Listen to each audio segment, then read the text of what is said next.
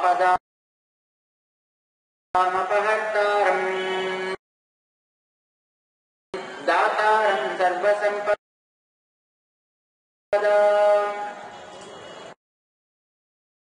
లోకాభిరామం శ్రీరామం భూయో భూయో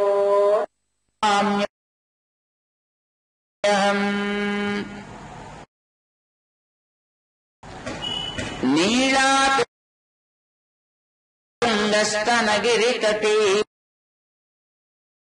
సుప్తముద్బోధ్య కృష్ణం పారార్ధ్యం స్వం శృతిశతశిరసిద్ధమధ్యాపయంతి స్వోచ్ఛిష్టాయాం సజి నిగళితం యా బలాత్ కృత్య భుంక్తే గోదా తస్యై నమ ఇదమిదం భూయ ఏవ వాస్తు భూయ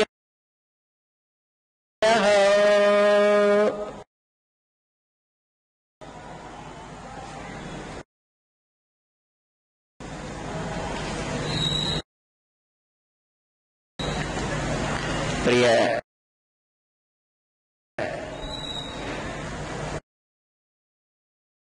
భగవద్బంధువులారా,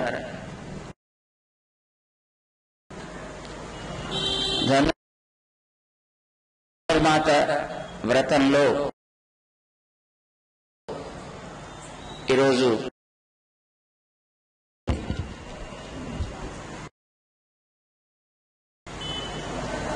పదకొండవ రోజు ఆండాళ్ తల్లి 10 గోపికలని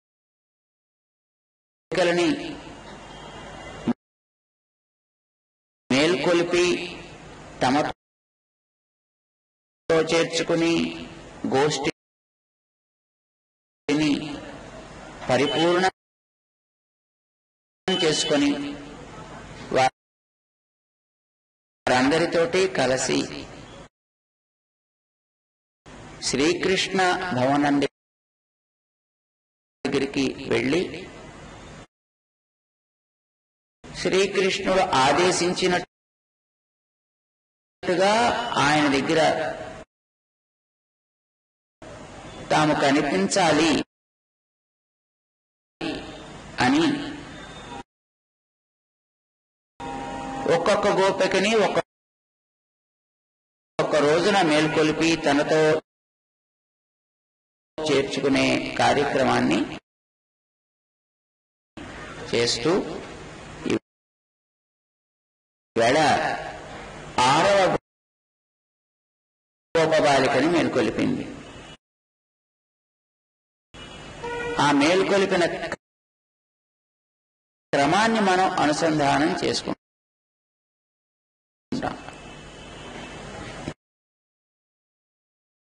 మన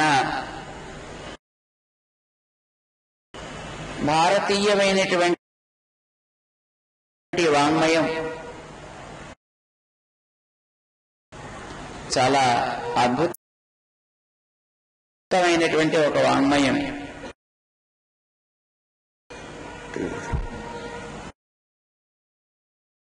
ఇందులో అందం ఉంటుంది, ఆనందం ఉంటుంది, విజ్ఞానం ఉంటుంది, వేదాంతము ఉంటుంది. అన్నిటినీ తనలో నింపుకుని ఉండేటటువంటి వాంగ్మయం అని.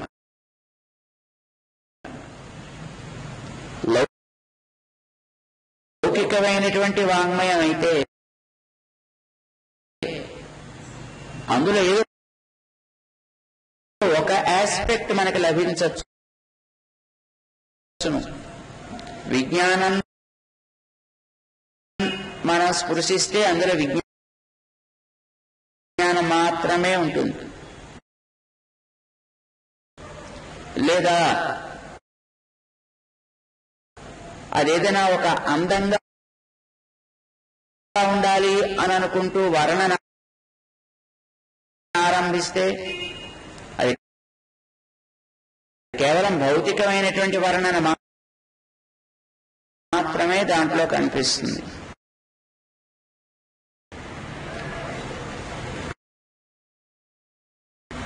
కానీ మన సనాతనమైనటువంటి భారతీయమైన వైదిక వాంగ్మయానికి అన్ని రకాల అందాల్ని కలిపి ఇవ్వగలిగేటటువంటి ఒక సమగ్రత దాంట్లో మహర్షులైనటువంటి మన మహానుభావులు నింపి ఇచ్చారు. అంటే ఏది కోరినా మనం దాన్ని అధ్యయనం చేయగలిగితే, దాన్ని చదవగలిగితే అందులో మనకు అన్నీ లభిస్తాయి అని అర్థం అన్నమాట. సామాన్యంగా మనకి ఏదో వేదాంతం చెబితే ఏదో కాసేపు నిద్ర వస్తుంది, లేకపోతే విసుగు వస్తుంది. కేవలం వేదాంతం మాత్రమే చెప్పడానికి వీల్లేదు. కానీ అది వదిలి మరొకటేదో కేవలం లౌకికమైంది చెప్పడానికి వీల్లేదు. ఇంకా లౌకికమైనవి ఏదో పైకి అందంగా ఉంటాయి, కానీ అవి పర్యవసానంగా మనకి హానినే చేస్తాయి.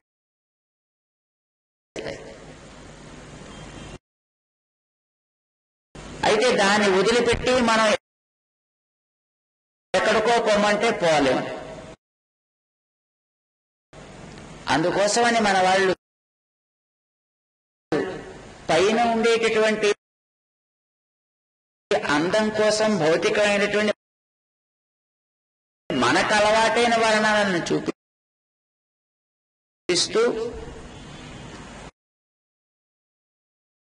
అందులో మనకి ఏది హితమో ఏది మంచిని కలిగించేదో అలాంటి దాన్ని క్యాప్స్యూలైజ్ చేసి ఇస్తారన్నమాట.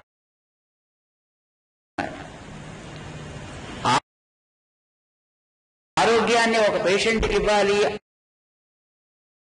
అని అనుకునేటటువంటి డాక్టర్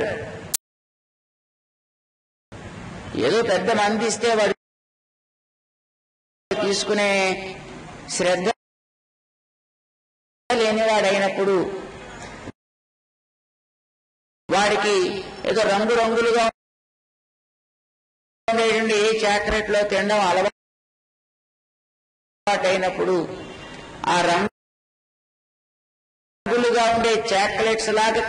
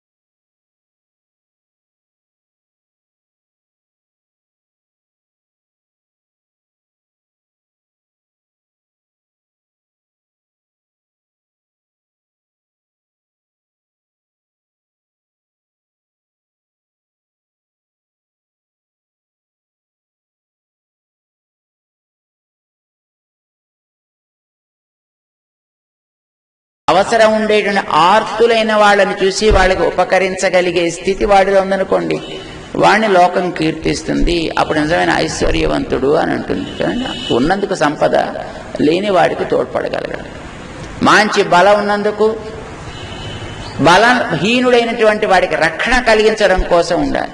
మంచి చదువు ఉన్నందుకు వాడిని నీకు రాదని గేలి చేయడానికి కాదు, మిగతా వాడికి కూడా చక్కటి విద్యని అందివ్వగలిగే వీడిలో యోగ్యత ఉన్నట్టయితే వీడి చదువుకి అది సార్థకత ఏర్పడుతుందండి. ఏదైనా మనలో ఉన్నందుకు అది పదుగురితోటి పంచుకోవడానికి అవకాశం కలిగిస్తే అది ఉన్నట్టు లెక్క, అది మంచిది అవుతుందండి. అప్పుడు దాని దమము అని అన్నారండి. దమ అంటే అది వీడి ఆధీనంలో ఉన్నాయి అని అర్థం అన్నమాట అండి. లేదనుకోండి, వాటిని చూసుకుని వీడిలా కళ్ళు పైకెక్కిపోయాయనుకోండి, ఈ దమ కాస్త తిరగబడుతుంది అన్నారు. ఏమవుతుంది తిరగబడితే?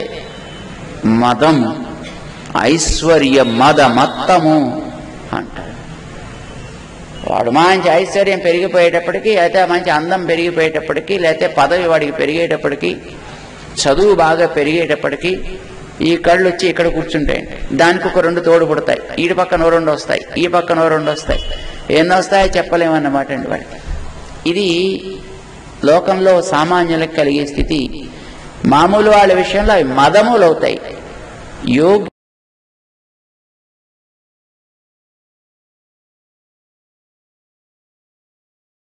రామచంద్రుణ్ణి చూడండి, ఆయనకి అందం ఉంది, అద్భుతమైనటువంటి సౌందర్యం. ఎంత సౌందర్యం అంటే నిజానికి ఆయన చూసి మోహపడిన వాళ్ళు లోకంలో లేరు అని కదండి అంటారు. సామాన్యంగా అందం అంటే ఏమంటామండి లోకంలో? ఎట్లా మీరు అందాన్ని చెబుతారు? దేన్ని బట్టి చెప్తారు అందం? అందం అనేది ఒక సాపేక్షిక పదార్థం కదండి. అది ఎవరికి ఏది నచ్చితే అది వాడికి అందం అంటారు. ఆయనకి ఒకటి నచ్చుతుందండి, అది పక్కవాడికి రాత్రి కల్లో వచ్చేట్టుగా ఉండొచ్చు, వాడికి అది నచ్చింది. వాడికి అందులోనే మంచి అన్ని రకాల అందాలు కనిపిస్తుంటాయి. అందం చూసేవాడి కళ్ళని బట్టి ఉంటుంది కదండి. కాకి పిల్ల కాకి ముద్దు, అది నీ కాకపోవచ్చు. కనుక అందం అనేది దేన్ని బట్టి మనం చెప్తాం? చూసేవాడి కళ్ళని బట్టి మనం చెప్తాం. సామాన్యంగా లోకంలో మేము అప్పుడప్పుడు చూస్తుంటాం. ఇదివరకు, ఇప్పుడు చూడట్లేదు అనుకోండి, ఇదివరకు చూసేవాళ్ళం. ఈ మిస్ వరల్డ్ అని పేపర్లో వేస్తుంటాయండి. ఈవిడ మిస్ వరల్డ్ అని పేపర్లో బొమ్మ వేస్తాయండి. ఆ బొమ్మను చూస్తే వాంతి వచ్చేట్టుగా ఉంటుంది. మరి ఎలా వాడు మిస్ వరల్డ్ అని డిక్లేర్ చేశాడు? ఏం చూసి డిక్లేర్ చేశాడు? ఎందుకు చేశాడో మనకైతే తెలియదండి. ఏమిటి, వాడికి ఏదో నచ్చింది అంతే. ఒక్కొక్కటి ఒక్కొక్క రకంగా ఒక కంటి కనిపిస్తుంది కదండి. ఒకటికి అందంగా కనిపించింది, ఇంకోటి కనిపించకపోవచ్చు. ఒక ఆస్పెక్ట్ ఏదో వాడికి నచ్చింది, మరొకటికి నచ్చకపోవచ్చు. సామాన్యంగా లోకంలో ఉండేటువంటి పురుషులలో ఉండేటువంటి అందాన్ని స్త్రీలో ఉండే అందాన్ని పురుషులు చూసి మోహిస్తే అది అందం అని అంటున్నాం ఇన్ కామన్ వర్డ్స్. కానీ అది అందం అని అనకూడదండి అంటారు. ఎందుకంటే అది సహజం. ఒక పురుషుడిని చూసి స్త్రీ ప్రేమించడం, ఒక స్త్రీని చూసి పురుషుడు ప్రేమించడం అది సహజం అండి. ఒక పురుషుడిని చూసి మరొక పురుషుడే మోహపడితే, ఒక స్త్రీని చూసి మరొక స్త్రీయే మోహపడింది అనుకోండి, అది నిజమైన అందమండి. అలాంటి వాళ్ళు లోకంలో ఇద్దరే ఉన్నారంటారండి ఇప్పటిదాకా మనకి. పురుషుల్లో రామచంద్రుడిని చూస్తే ప్రతివాడికి మోహం కలిగేదిటండి. స్త్రీలకి కాదు, పురుషులకి. సామాన్యమైనటువంటి పురుషులు కాదండి. అన్ని రకాలుగాను అన్నీ వదిలిపెట్టేసుకుని అడవులకు పోయి విరాగులైపోయి పెద్ద పెద్ద గడ్డాలు మీసాలు పెరిగిపోయి 100 సంవత్సరాల పాటు తపస్సులు చేసుకుంటూ ఉన్నటువంటి మనులకి కూడా రాముణ్ణి చూస్తే మనస్సు ఏమిటో చంచలమైపోయేదిటండి. ఎందుకు పుట్టాం మనం ఇలాగ ఋషులుగా, ఎందుకు పుట్టాం మనం పురుషులుగా అని అనుకునే స్థితి ఏర్పడేదిట వాళ్ళలో. ఇది రామచంద్రుడి యొక్క పుంసాం మోహన రూపాయ అని కదండి మనం రామచంద్రుని గురించి చెప్పేటప్పుడు అంటూ ఉంటాం. అంచేత పురుషుల సౌందర్యంలో పరాకాష్ఠకి చెందినటువంటి మహనీయుడు శ్రీరామచంద్రుడు. స్త్రీ సౌందర్యంలో ఎవరో తెలుసునండి, ద్రౌపది అంటారు. చాలా అద్భుతమైనటువంటి సుందరిట ఆ మహనీయురాలు. ఆవిడ్ని చూసినటువంటి స్త్రీలకే ఎందుకు మనం ఆడవాళ్ళగా పుట్టాం, మనం కూడా మగవాళ్ళుగా పుట్టుంటే బాగుండేది కదా అని అనిపించేటి అందమటండి ఆవిడిది అని అంటారు. పుంభావం మనసా యయుహు అంటారు భారతంలో. వాళ్ళ మనస్సులో మనం కూడా పురుషులమైతే బాగుండనే భావన వచ్చేసేదిట. సామాన్యంగా అలా చెప్తూ ఉంటారు లోకంలో. పురుష సౌందర్యానికి స్త్రీ సౌందర్యానికి పరాకాష్ఠగా వాళ్ళిద్దరినీ చెప్తారన్నమాట. ఇది అందం అంటారు. మన ఆండాళ్ళ తల్లికి ఈనాటి గోపబాలిక యొక్క సౌందర్యం చూస్తే ఆవిడికి ఆశ్చర్యం వేసిందండి. అంటే ఆ లోపల గోపబాలిక ఎంత అందమైంది అయి ఉంటుందండి ఈవేళ. సామాన్యంగా తోటి వాళ్ళ యొక్క గొప్పతనాన్ని తోటి వాళ్ళు ఎప్పుడు పొగడరండి, తెలుసునండి. ఒక డాక్టర్ ఇచ్చిన ప్రిస్క్రిప్షన్ ఇంకో డాక్టర్ ఎప్పుడు ఒప్పుకోడండి. ఒక లాయర్ ఇచ్చిన అడ్వైజర్ ఇంకో లాయర్ ఎప్పుడు ఒప్పుకోడు. ఓ డాక్టర్ గారు ప్రిస్క్రిప్షన్ ఇచ్చారనుకోండి ఒక రోగికి, సరే వాడు ఇంకో డాక్టర్ గారి దగ్గర పెడితే అంటాడు, అదేం మందయ్యా, ఏదో ఇచ్చేళ్ళు ఆయన, నేను ఇంకో మంది ఇస్తాను, అంతకంటే మంచి మంది ఇస్తాను చూడు తీసుకో అని ఈయన ప్రిస్క్రిప్షన్ రాసిస్తాను. అదే మందండి. కానీ వాడో కంపెనీది వీడో కంపెనీది రాసిస్తాడు.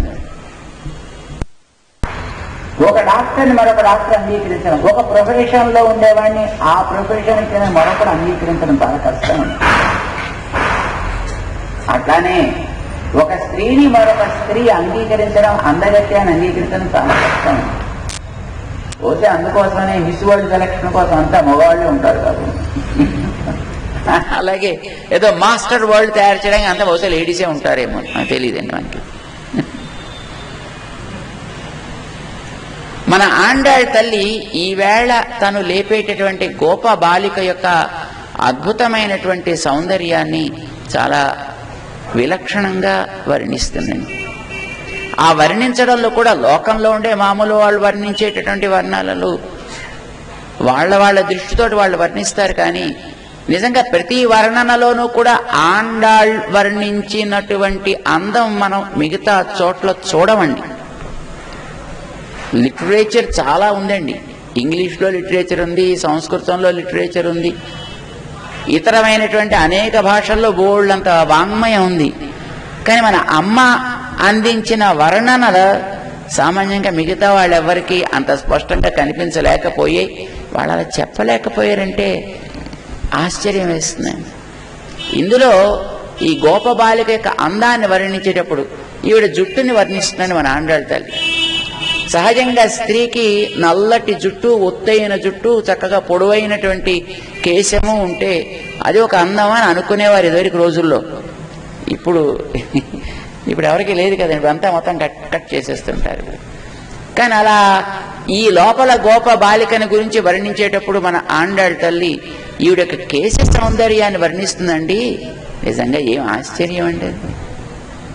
మాకు మొదట్లో ఏమిటి ఇలా వర్ణిస్తోంది అని అనిపించేదండి. కొంతకాలం అయిన తర్వాత మాకు తెలిసింది, ఓహో ఇది కాబోలు అని. అమ్మ ఈవేళ గోపికని వర్ణించేటప్పుడు నెమలి వంటి కేశము కలదానా అంటుందండి. మామూలుగా ఈ జుట్టుని జడని వర్ణిస్తారటండి. కానీ జడని వర్ణించేటప్పుడు ఏదో పాముతోటి వర్ణిస్తారటండి. ఎందుకంటే జుట్టు ఇలా పైన నల్లగా ఉంటుందండి, వెనక్కి అలా జడ వేసినప్పుడు అలా సన్నగా అలా పొడుగ్గా వస్తుంది కదా. అంచేత ఒక పాము ఇలాగా పడగ విప్పి, ఒక నాగుపాము లాంటిది ఏదో పడగ విప్పి ఇలా పైకి లేస్తే ఎలా ఉంటుందో, వెనక నుంచి జుట్టు అలా ఉండి అది క్రమంగా వెనక్కి దాని యొక్క మిగతా భాగంలాగా అలా క్రిందకి వేలాడుతూ ఉంటుందని పాముతోటి వర్ణించడం సామాన్యంగా ఉంది. రకరకాల వర్ణిస్తారు. కానీ ఎవ్వరూ నెమలితోటి వర్ణించలేదండి. ఇది ఆశ్చర్యం. మన ఆండాళ్ళ తల్లి ఒక్కతే వర్ణించగలిగిందండి. ఎందుకంటే సహజమైనటువంటి దృష్టి యొక్క ఆ చాకచక్యం కలిగినటువంటిది మన అమ్మ కనుక, దాని యొక్క ఆ చూడాల్సినటువంటి వస్తువుని సక్రమంగా చూసే యోగ్యత ఉన్న అమ్మ కనుక అంట. నెమలి జుట్టు, నెమలి కేశం, నెమలకు ఉండేటటువంటి ఒక ఆ పింఛాలు ఉంటాయి కదా, దాన్ని ఏమంటారు, దాన్ని ఆ వెనకాత ఉండేటువంటి పెద్దదాన్ని పురి, పురి విప్పి నాట్యం ఆడుతుందని కదంటారండి, అది పురి అంటారు. దాన్ని నెమలి తోక, అది ఆ నెమలి ఈకలు ఉంటాయండి. ఆ ఈకలన్నీ అలా పొడుగ్గా ఉంటాయి.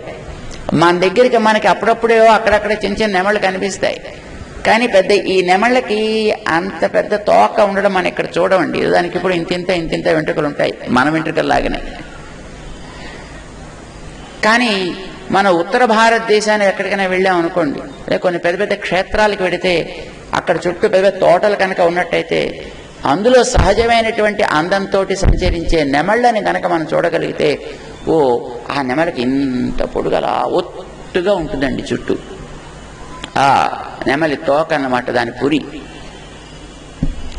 చాలా ఆశ్చర్యంగా ఉంటుంది. అప్పుడప్పుడు మన ఉత్తర భారత బృందావనం దగ్గర, అక్కడ రాజస్థాన్లోను మనం రోడ్ల మీద పెడుతుంటే ఆ రోడ్లకి ఇటు పరిగెడుతుంటాయండి. అప్పుడప్పుడు మన మధ్యలో ఎగురుతూ కని కూడా మనకు కనిపిస్తుంటాయి అనమాట అండి.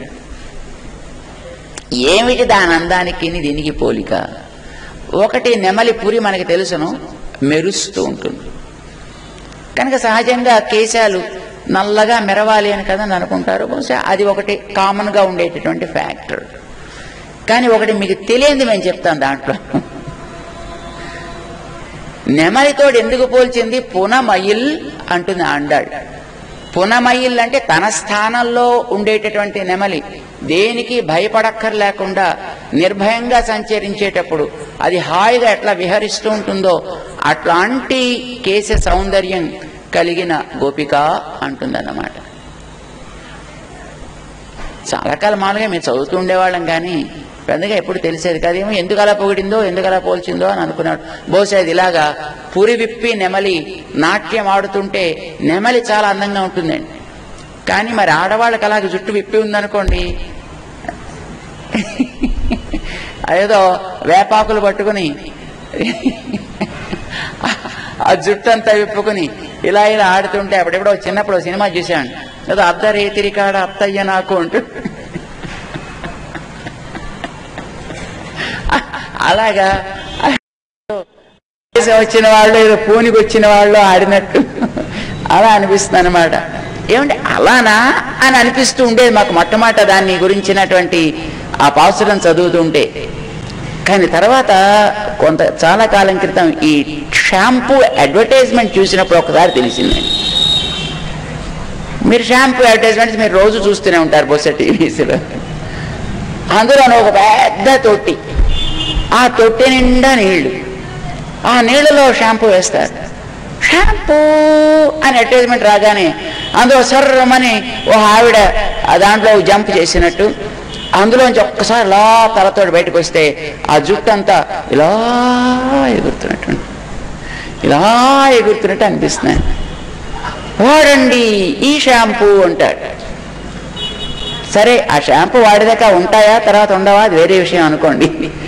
కానీ ఆ ప్రకటన వరకు మాత్రం అలా ఇస్తే అవి అలా అలా అలా అలా ఎగురుతున్నట్టు చూపిస్తే, అబ్బా ఏమందాం, ఈ షాంపూ మనం కొని వాడకపోతే ఎందుకు మనం బ్రతికి అన్నట్టు అనిపిస్తుంది చూసేవాళ్ళందరికీ. ఇది నెమలి యొక్క ఆ పూరి సౌందర్యం అని. నెమలి ఎప్పుడైనా ఇలా ఎగురుతూ ఉండేటప్పుడు కానీ, లేదా ఒకసారి ఇటు పరిగెట్టేటప్పుడు కానీ, దానికి వెనకాతల ఒత్తుగా ఉండేటటువంటి ఆ వెనకాతల కేశాలు ఉంటాయండి. చాలా పొడుగుంటాయి, సుమారుగా అది 6 అడుగులు 7 అడుగుల పొడుగు ఉంటాయండి వాటికి వెనకాతల ఉండండి ఆ తోక. అంత తోక కూడా అది అస్తమానంలో విప్పి నాట్యం ఆడదండి.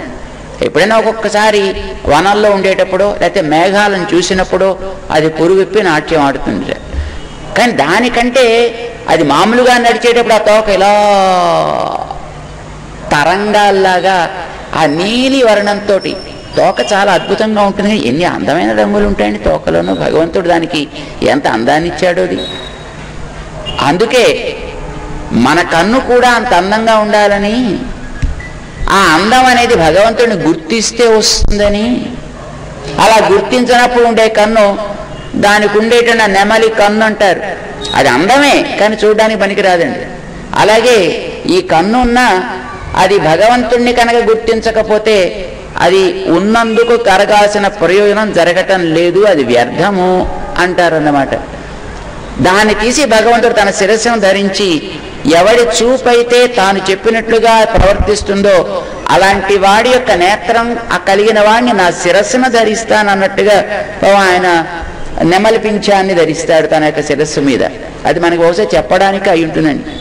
పరికలితోన్నత బర్హి బర్హ చూడహ అని అంటారు స్వామిని కృష్ణుని గురించి చెబుతూ.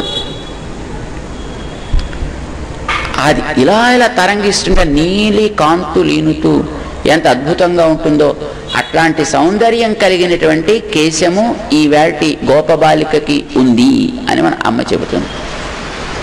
అంటే ప్రకృతిలో ఉండేటటువంటి సౌందర్యం ఏది కూడా హేయమైనది కాదు, చెడ్డది కాదు. దాన్ని నువ్వు చూడటం నేరిస్తే అది మంచిదవుతుంది, అది చూడడం చేత కాకపోతే అది తుచ్చమవుతుంది. దాన్ని చూడ్డానికి భగవంతుడిని గుర్తించగలిగితే అది మంచిదవుతుంది. అది కేవలం అల్పము స్వార్థము అయినట్టయితే, అది కేవలం వ్యక్తిగతమైనట్టయితే అది తుచ్చము క్షుద్రము అవుతుందన్నమాట. చేత ప్రకృతిని కూడా మన అమ్మ అద్భుతంగా వర్ణించగలుగుతుంది. దానికోసం కూడా మనం అక్కడికి బయటికి పోనక్కర్లేదండి. వేరే ఇతర పుస్తకాలు మనం చదవాల్సిన అవసరం లేదు. అమ్మ ఇచ్చినటువంటి తిరుప్పావైన చదవండి, వాల్మీకి ఇచ్చిన రామాయణాన్ని చదవండి, రెండు ప్రపంచంలో అద్భుతమైనటువంటి ఒక కావ్యాలు. అవి చదివితే మొత్తం మన జన్మ తరిస్తుంది. పైకి అందం ఉంటుంది, అందమైన కథ నీకు కనిపిస్తుంది, చక్కటి వర్ణనలు ఉంటాయి, అందులో ఆనందం ఉంటుంది, నీకు కావలసిన ఆత్మ ఉజ్జీవనము కూడా ఉంటుంది. అందులో నీకు దైవం సాక్షాత్కరిస్తుంది ఎక్కడికక్కడ స్పష్టంగాను. కనుక అన్ని రకాల అందాలు కలిగినటువంటిది మనకి ఈ ప్రబంధాలు కనుక తిరుప్పావై మించినటువంటిది లేదండి. ఇంకా రామాయణం అంటే 24,000 శ్లోకాలు, ఇంకా చదవడానికి ఇంకా కొంచెం శ్రమ పడుతుంది, మనకి సమయం పడుతుంది, ఏదో చాలాసేపు ఓపికగా కూర్చోవాలి. తిరుప్పావైకి నథింగ్ అండి, జస్ట్ 30 సాంగ్స్, జస్ట్ ఒక 30.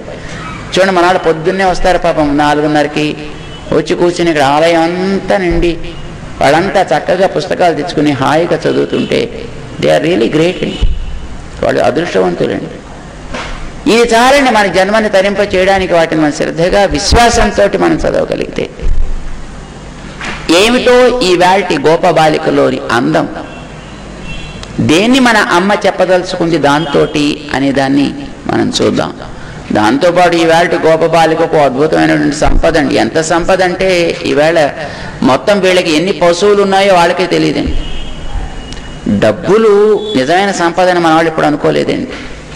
అది భూమి అయితే ఒక రకమైన సంపద, భవనం అయితే, పశువు అయితే మరొక సంపద. వీటినే మన వాళ్ళు సంపదలు అనుకున్నారు. ఎందుకంటే అవి ఎప్పుడూ ఉండేవి, మనకి క్షేమాన్ని ఇచ్చేవి, మనకి ఒక ప్రకృతి విషయంలో ఉండేటి శ్రద్ధని చూపనిచ్చేవి. కనుక వాటిని మంచి సంపదలు అంటారు అన్నమాట. మిగతావన్నీ వస్తాయి పోతాయి, మనిషిని పాడు చేస్తాయి కూడాను. ఇవి మనిషిని బాగు చేస్తాయి, మనిషితో పాటు తోటివాడిని బాగు చేస్తాయి, ప్రకృతిని బాగు చేస్తాయి కదండి. ఏదో వాడికి ఒక 10 ఎకరాల పొలం ఉందనుకోండి, వాడు దాన్ని దున్నడానికి వాడు బాగుపడతాడు, కొంతమందిని పెట్టుకుని వాళ్ళతో పని చేయించుకుంటాడు, నేలను బాగు చేస్తాడు, పంటనిస్తాడు. దాని మీద ఆధారపడి ఎంతో మందికి వాడు వృత్తిని కల్పించిన వాడు అవుతున్నాడు. కనుక ఇట్స్ ఏ గ్రేట్ సర్వీస్. పశువుల్ని పెట్టుకుంటే ఆ పశువులతో వచ్చేటటువంటి రకరకాలైనటువంటి లాభాలు ఎన్ని ఉంటాయండి. నీకు జీవ కారుణ్యాన్ని నువ్వు చూపించినట్లయింది, నీకు ప్రకృతితో ఒక దగ్గరతనం ఏర్పడింది. దాంతోపాటు ఆ పశువులు ఇచ్చేటటువంటి, ఇప్పుడు ఏదో గోవులు అనుకోండి, ఆ గోవులు ఇచ్చేటటువంటి పేడ, ఆ గోవుల యొక్క మూత్రం, వాటి యొక్క పాలు, వాటి పెరుగు, వాటి నెయ్య, పంచగవ్యం అని మనవాళ్ళు అంటుంటారు కదండి. అది ఎంత ఆరోగ్యకరం, ఒక్కొక్కటి ఆరోగ్యకరం. వాటి వల్ల ప్రకృతికి ఆరోగ్యం. ఆ పశువుల అడుగులు వేసి నడిచిన నేల స్వర్ణభూమి అవుతుంది. వాటి పేట, వాటి మూత్రముతోటి పవిత్రమైన నేల చాలా గొప్పదవుతుందని మనం ఆలయాల్లో కూడా ఏదైనా ఒక కార్యం చేసేటప్పుడు ముందర నేలని గోమయంతో చూసి గోమయేనా అనులిప్యా అని ఆరంభం చేస్తారు. నేను అంచేత నీకు వైదికమైన కార్యం చేసినట్టయింది, దాంతో ఆరోగ్యకరమైన కార్యం చేసినట్టయింది, ప్రకృతిని శ్రద్ధ చూపించినట్టయింది, శాస్త్రాన్ని విశ్వసించినట్లయింది. చాలా వీళ్ళకి గో సంపద ఉందిటండి. ఎంత గో సంపద ఉందో తెలియదు. ఇది ఒక గొప్పతనం. అంతేకాదండి, వాళ్ళ వంశం ఎంత గొప్పదంటే అంతంత గో సంపదని కూడా చక్కగా పాలించుకోగలిగేటటువంటి సోదరులు ఈవిడ యొక్క వంశంలో వాళ్ళంతా. వీళ్ళు ఎంతెంత గొప్పవాళ్ళంటే వీళ్ళకి కృషి, గోరక్ష, వాణిజ్యం అని 3 కార్యాలు ఉంటాయండి. అంటే వ్యవసాయం చేస్తుంటారు, పశువుల్ని కాపాడుకుంటూ ఉంటారు, ఆ పశువులలో వచ్చేటటువంటి సంపదల్ని వాళ్ళందరికీ కూడా వితరణ చేసి వాటిని వినిమయం చేసుకుని తద్వారా జీవితాన్ని గడుపుతూ ఉంటారు. వాణిజ్యం అంటారు దాన్ని. అంటే వ్యాపారం అన్నాడు. పాలు, పెరుగు, వెన్న, నెయ్యి ఇవన్నీ అందరికీ డిస్ట్రిబ్యూట్ చేస్తుంటారు, తద్వారా బ్రతుకుతుంటారు. పశువుల సంఖ్య ఇన్ని అని చెప్పడం చేత కానన్ని ఉన్నాయండి వాళ్ళు. మన ఆండాళ్ళ తల్లి చెప్తుంది వాళ్ళ సంపద ఇన్నున్నా ఒక్కొక్కడు మొత్తం అన్ని పశువుల పాలు వాడొక్కడే పెరగలటండి. వాడు కండబలం కలిగిన వాళ్ళు. పశువుల్ని కాపాడుకునేటప్పుడు ఇతరమైనటువంటి ఏమైనా ఆపదలు గట్రా వస్తుంటే వాటిని అరికట్టి పశు సంరక్షణ చేసుకోవాలి కనుక అలా చేసుకోగలిగేటువంటి కండబలం కూడా వాళ్ళకు ఉంటుందిట. ఒక్కొక్కడు చాలటం మొత్తం అన్ని పశువుల్ని పితకడానికంటే వాడికి ఎంత కండబలం ఉండాలండి వాడికి. మీరు కూడా ఆవుడికి పాలు పితకడం మనకి ఎవరికి చేత కాదు కదండి. ఇదివరకు రోజుల్లో ఇండ్లలో పశువులు ఉండే రోజుల్లో వాళ్ళకి అప్పుడప్పుడు అవకాశం ఉంటూ ఉండేది. రైతు ఉన్నప్పటికీ కూడా ఒక ఆవు పాలు పితికేటప్పుడు చేతులు నెప్పెట్టేస్తాయి, భుజాలు నెప్పెట్టేస్తాయి.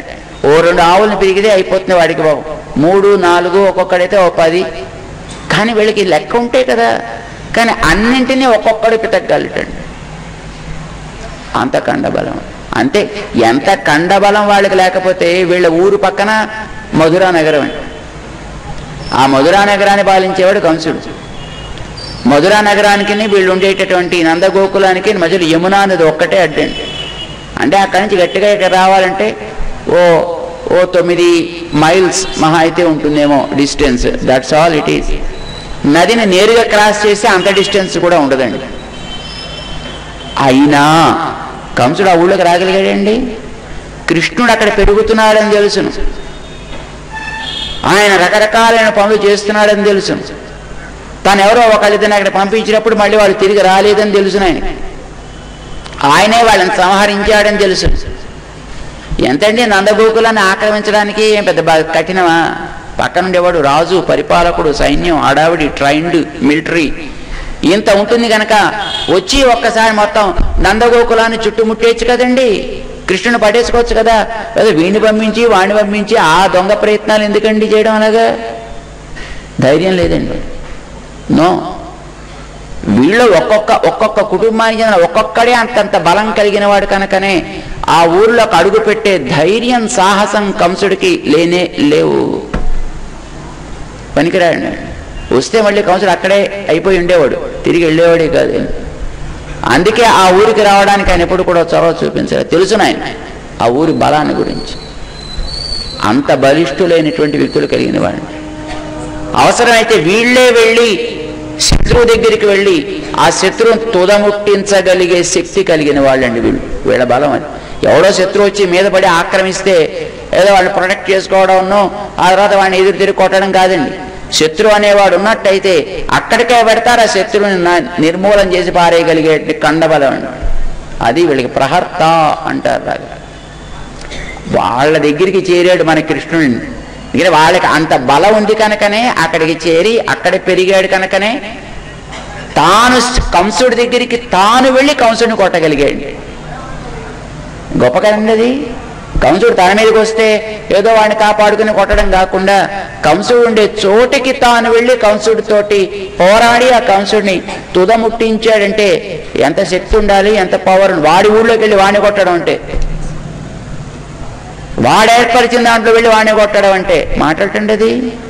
That's what Krishna did. Because వాళ్ళ దగ్గర పెరిగాడు కనుక, వాళ్ళ దగ్గర చిన్నప్పటి నుంచి ఉన్నాడు కనుక, వాళ్ళ దగ్గర ట్రైనింగ్ తీసుకున్నాడు కనుక ఆయనకి ఆ స్కిల్ వచ్చింది. వాళ్ళంత గొప్పవాళ్ళు నందగోకులంలో ఉండేటువంటి వాళ్ళంతా. అందులోని ఈనాటి గోపబాలిక యొక్క ఫ్యామిలీ అంత శక్తి కలిగినటువంటి ఫ్యామిలీ కనుక వాళ్ళకి బలం ఉంది, ఐశ్వర్యం ఉంది, వంశపు గొప్పతనం ఉంది, అందం సహజంగానే ఉంది. ఇలాంటివి కలిగినటువంటి ఒక గోపిక దగ్గరికి వచ్చి మన ఆండాళ్ళ తల్లి ఈవేళ లేపుతోంది. పాసురాన్ని చదువుదాం ఒకసారి. ఆ అందాలు ఏమిటో చూద్దాం, వాళ్ళ సంపద ఏమిటో ఒకసారి చూద్దాం, వాళ్ళకుండే ఆభిజాత్యం ఏమిటో ఒకసారి చూద్దాం. అది మనకి ఏం చెబుతోందో దాన్ని గుర్తించే ప్రయత్నం చేద్దాం. పాసురాన్ని అందాం ఒకసారి. మేమంటాం ఆండాళ్ తిరువడిగళే శరణం கற்றுக்கரவை கணங்கள் பலகரந்து செத்தார் திரளழியா சென்று செரு செய்யும் குற்றமொன்னில்லாத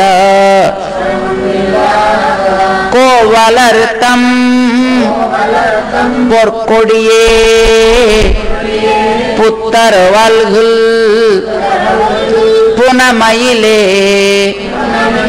போதராய் சுத்தத்து தோழிமார் எல்லாரும் வந்து நின்முத்தம் புகுந்து முகில்வண்ணன் பேர் பாட சித்தாதே பேசாதே செல்வ பெண்டாட்டி நீ எத்துக்குறங்கும் பொருள் ஏலோரெம்பாவை.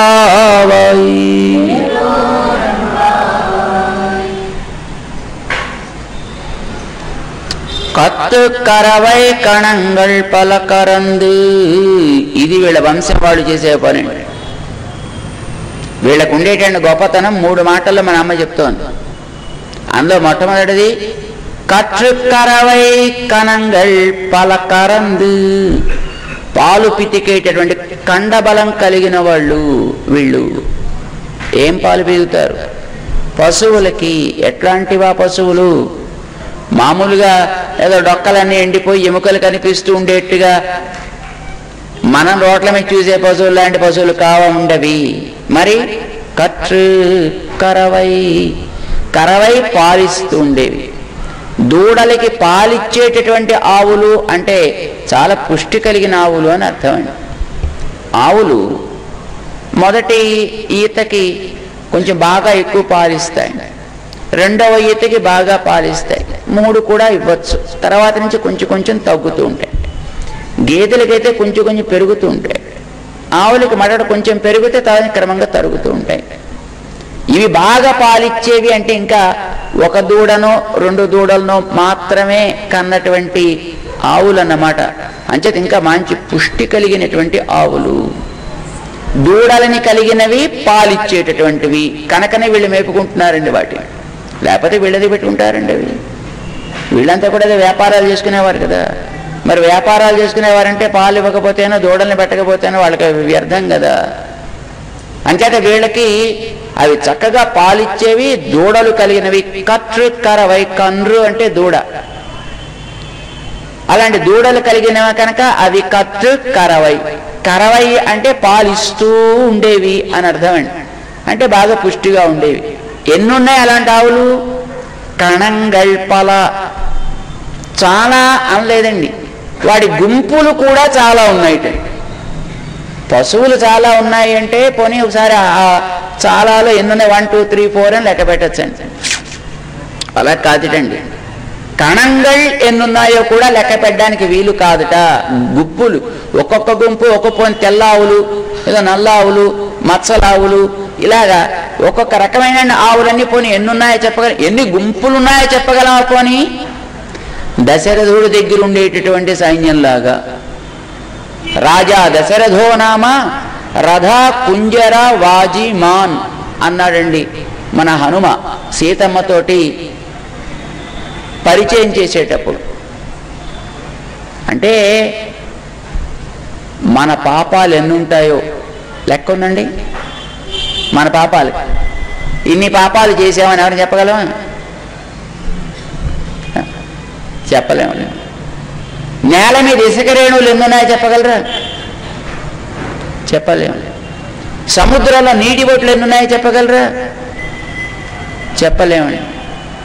మా కృష్ణుడి కళ్యాణ గుణాలు ఎన్నో చెప్పగలరా? చెప్పలేము. పోనీ మా కృష్ణుడి అల్లరి చేష్టలు ఎన్నో చెప్పగలరా? నో, అది కూడా చెప్పలేదు. అలాగే వీళ్ళకి పశువులు గుంపులు ఎన్నున్నాయో కూడా చెప్పడం చేత కాదు. మన జన్మలెన్నో తెలుసునండి ఇంతవరకు గడిచినవి. నో. భగవంతుడి అవతారాలు ఎన్నో తెలుసునండి. 10 అండి అంటే ఆయన అవతారాలు 10 కాదు రారా నాన్న, అవతారాలు ఎన్నో తెలీదు. మరి 10 దశావతారాలు అంటుంటారు కదండి. అంటే ఏదో మనకి తెలియాలి కనుక ఓ 10 తీసుకుని మన వాళ్ళు చెప్పారు అంతే తప్ప ఆయన అవతారాలు 10 కాదండి. శ్రీమద్ భాగవతంలో మొదట అవతారాల గురించిన ప్రస్తావన చేసేటప్పుడు ఓ 22 అవతారాల గురించి చెప్పాడు. హంస అవతారం ఉందండి, ధన్వంతరి అవతారం ఉందండి, పృథు అనే చక్రవర్తి అవతారం ఉందండి. రకరకాల అవతారాల్లో బోళ్ళని కేటగిరీస్ ఉన్నాయండి. మళ్ళీ ఏదో పూర్ణావతారాలని, పరిపూర్ణావతారాలని, అంశావతారాలని, కళావతారాలని, అంశావతారాలని, ఆవేశావతారాలని, రకరకాలైనటువంటి విభాగాలు దాంట్లో ఉన్నాయి. ఇవి ఎన్నో మనం చెప్పగలమా అంటే చివరికి పాపం వేదవ్యాస భగవానుడే నాయనా ఆకాశంలో నక్షత్రాలని ఎట్లా మనం చెప్పలేమో భగవంతుడు మన కోసం ఎత్తే అవతారాలు కూడా ఇన్ని అని చెప్పడానికి అవకాశం లేదు అని తేల్చేశాడు. పోన్లేండి, అంతేనా, మన మనుషులం కదండి, జద మనకి జ్ఞానానికి హద్దు ఉంటుంది. అంచేత నిజంగా మనం చెప్పలేము మీరు అన్నట్టు. పోనీ దేవుడే చెప్పగలడండి. ఆయన్ని అడిగాడండి అర్జునుడు ఒకసారి 4వ అధ్యాయం భగవద్గీతలో, భగవన్ నీ అవతారాలు ఎన్నో, నువ్వు సర్వజ్ఞుడివి కదా, అన్ని తెలిసిన వాడివి కదా, చెప్తావా అని అడిగాడండి. అంటే ఓ చెప్తాను అన్నాడు. నేను సరే చెప్పు. బహూని మే జన్మాని అన్న. ఎన్ని నీ జన్మలు అని అడిగితే నాకు తెలుసుని చెప్తానని చాలా అన్నాడు. మన పరాశర భట్ల వారి చరిత్రలో అందమైన కథ ఉందండి. శ్రీరంగంలో వారు చిన్న పిల్లాడు, ఇంకా గట్టిగా 4 ఏళ్ళు నిండలేదేమో, ఆడుకుంటూ ఉండేటటువంటి సమయంలో 4 ఏళ్ళు కాదని కొంచెం ఎక్కువ ఉంటుంటాయి, ఇంకా ఒక 6-7 ఏళ్ళు ఉంటుంటాయి బహుశా. ఊళ్ళో వాళ్ళంతా హడావుడి పడుతున్నట్టండి. ఏమిటి హడావుడి పడుతున్నారు అని అడిగట్టు ఆయన. అడిగితే నాయన రేపొద్దున ఈ ఊరికి ఎవడో ఏదో సర్వజ్ఞ శిఖామణి ఎవడో ఆయన వస్తున్నట్ట, వాడికి అన్ని శాస్త్రాలు వచ్చుంటా, అసలు ఈ ఊళ్ళో ఉండే వాళ్ళందరినీ ఓడించేద్దామని అనుకుంటున్నట్ట, మరి వాడు రేపొద్దున వస్తున్నాడు, వాడిని ఎట్లా ఎదుర్కోవాలో ఏమిటో మా అందరికీ చాలా పెద్ద సమస్య అయిపోయిందా అని వాళ్ళంతా గాబరా పడుతున్నారు. వారన్నట్ట మీకేం బెంగకలే, మీరు ఊరుకోండి, నేను చూసుకుంటాను కదా వాడిని. ఓరిని నువ్వు 5-6 ఏళ్ళు లేదండి పిల్లాడు, నువ్వేం చూస్తావా, వాడు చాలా పెద్దవాడే, మంచి ఎన్నో రకాల కొమ్ములు తిరిగినటువంటి వాడా, నేను చూసుకుంటాను కదా అన్నాడు పాపం. నేను మర్నాడు పొద్దున్న తన స్నేహితులతో కలిసి ఆ వచ్చేటటువంటి దారి ఉంటుంది కదా ఊళ్ళోకి, అక్కడికి వెళ్ళేది బాగా రోడ్డుకి అడ్డంగాను ఇటు అటు అంతా వెళ్ళి ఈ గోటీ బిళ్ళలో ఆడుకోవడం ప్రారంభించారు. పిల్లలు రోడ్డుకి అడ్డంగా ఆడుతుంటే వచ్చేవాళ్ళు వెళ్ళాడు ఇబ్బంది కదండి. అనుకున్న సమయానికి ఆ సర్వజ్ఞ శిఖామణి గారు ఆయనకు ఒక పెద్ద మేన, ఒక పెద్ద పల్లకి, ఆ పల్లకిని మోసేవాళ్ళు కొంతమంది, ముందర జయ జయధ్వానాలు చెప్పేవాళ్ళు కొంతమంది, మేళాలు వాయించేవాళ్ళు కొంతమంది, వింజామర్లు వీచేవాళ్ళు కొంతమంది, ఓ పెద్ద చక్రవర్తి గారి యాత్రలాగా బయలుదేరి వస్తున్నాడండి ఆ మహానుభావుడు. ఈ పిల్లలు రోడ్డుకి అడ్డంగా పడి ఆడుకుంటున్నారండి. సరే అక్కడ దాకా వచ్చారు. వాళ్ళు తప్పుకోండి అన్నారు, ఎవరు తప్పుకోలేదు, చెప్పారు గట్టిగా, మాట వినలేదు. చివరికి ఇంకా పలక దగ్గరికి వచ్చేసిన తర్వాత అందులో ఉండేటండి ఆ పెద్ద ఆయన, ఏమిటారా ఆగిపోయారు ఇక్కడ అన్నాడు ఆయన. అంటే పిల్లలు ఇక్కడ అడ్డంగా ఉన్నారండి అన్నాడు.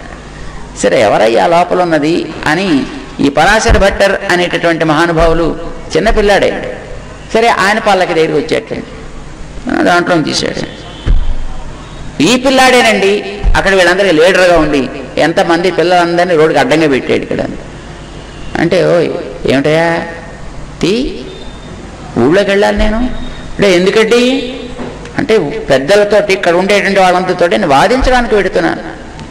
అంటే శాస్త్రాన్ని చెప్పడానికి పెడుతున్నాయా, చెప్పి ఓడించడానికి పెడుతున్నాను. ఓ నిజంగానండి, అంటే మీకు అన్నీ తెలుసునండి, నా పేరే అదయా సర్వజ్ఞ శిఖామణి. అబ్బా నిజంగా అన్నీ తెలుసునండి మీకు, చిన్నపిల్లాడు కదా, అన్నీ తెలుసు, నాకు అన్నీ వచ్చు. నిజంగానండి, ఓ అన్నీ తెలుసునండి. వెంటనే ఆ పిల్లాడు నేల మించిన ఇసుకని తీసి ఇవెన్నండి అడిగాడు. షాక్ తిన్నాడు ఆ పెద్ద మనిషి. సర్వజ్ఞ శిఖామణి అని అనుకున్న ఆయన అయ్యాయి ఇవన్నీ అని అడిగేటండి. ఎవడు లెక్క పెడతాడు? ఎక్కడ లెక్క పెడతాడు? ఏమంటే లెక్క పెట్టగలరండి మీరు? రాగా ఇంత ఇసుక తీసేలాగే ఏమండి ఇవన్నీ అని అడిగితేను పాప అలా షాక్ తిని ఆ షాక్లను తేరుకోలేదు వెనకలా చూస్తున్నాడు. 1 నిమిషం చూశాడు, 2 నిమిషాలు చూశాడు, 3 నిమిషాలు చూశాడు. ఈయన మాట్లేదు, మంతి లేదు. ఏమయా చెప్పలేవి, ఎన్నో చెప్పలేవు. ఒక గుప్పెడు తెలియదు మాత్రం. గుప్పెడు ఇసుకని చెప్పలేకపోయిన వాడు ఊళ్ళో పెద్దలతోటి వాదనగా పెడతాట. సరే వెళ్ళి ఆయన తప్పకుండా అన్నారు. బాబా ఆ పిల్ల అంతా కలిసి వెళ్ళిపోయాడు అక్కడి నుంచి. ఆ సర్వజ్ఞ శ్రీకామణి ఆయనకి పాపం బుర్ర తిరిగిపోయింది. గట్టిగా 6-7 ఏళ్ల వయస్సు లేని పిల్లాడు పట్టుకుని రోడ్డు మీద వేసిన ప్రశ్నకి సమాధానం చెప్పడం చేత కానీ నేను ఊళ్ళోకి వెళ్ళి పెద్దవాళ్ళని ఏం ఫేస్ చేస్తా అన్నాడు బాబా. అక్కడి నుంచి జాగ్రత్తగా తన నేతను వెనక్కి తిప్పి సరే వెళ్ళిపెట్టాడు. భగవంతుడు భగవద్గీతలో తన అవతారాల గురించి కూడా అలాగే చెప్పండి. ఎన్నని చెప్పమంటారు అవతారాలని? వాళ్ళ బహుని చాలా అంటే మరి నువ్వు సర్వజ్ఞుడు ఎలా అవుతావా? నువ్వు అడిగిన దాన్ని కరెక్ట్గా చెబితే సర్వజ్ఞుడు అని అంగీకరించవచ్చు.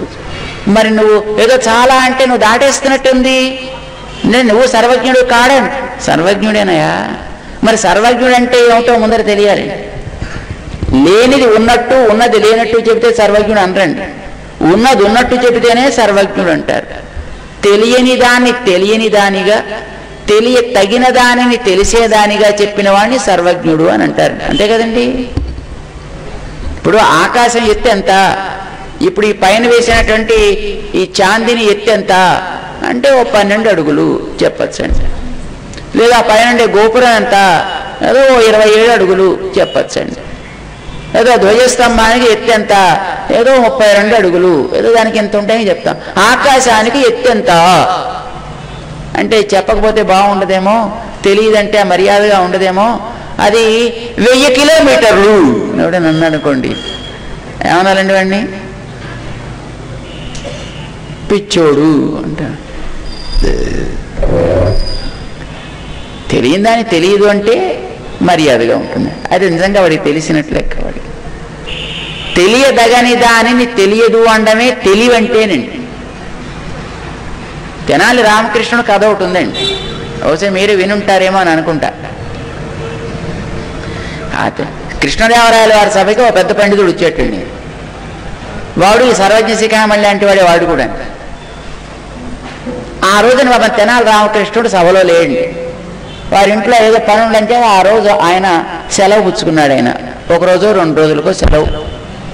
ఆ టైంలో వచ్చేటట్టు సర్వజ్ఞ శిఖామణిగాడు ఎవడో ఆయన వచ్చి సభలో ఉండే పెద్దలందరితోటి పెద్ద వాదనలు చేశాడు బ్రహ్మాండంగా. ఆయన వాదనలకు ఎవడో ఆగలేకపోయాడు, అంతా ఓడిపోయారు.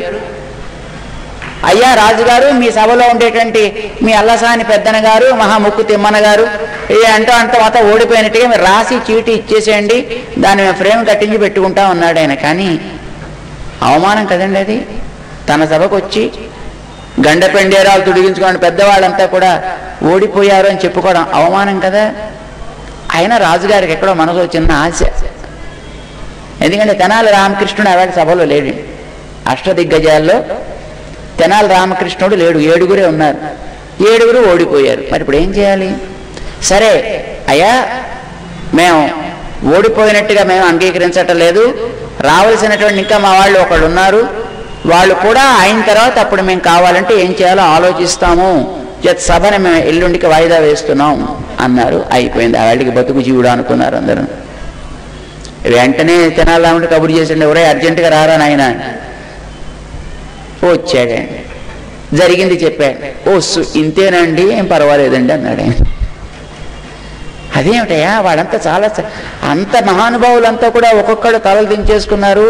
వాడు అన్నీ తెలిసినవాడు, అన్నీ వచ్చినవాడు, అన్ని రకాలుగాను ఆర్గ్యూ చేయగలిగినవాడు. మహారాజా, మీరు నిశ్చితంగా ఉండండి, నేను చూసుకుంటాను కదా, మీరు హాయిగా చక్కగా భోజనం చేశాక విశ్రాంతి తీసుకోండి మీరు.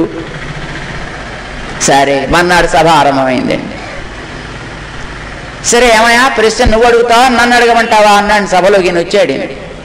అయ్యా పెద్దవాళ్ళు మీరే అడగండి అంటే, లేదు లేదు నువ్వు చిన్నవాడివి కదయ్యా, తెనాలి రామకృష్ణ ఉన్నవాళ్ళు చిన్నవాడిని.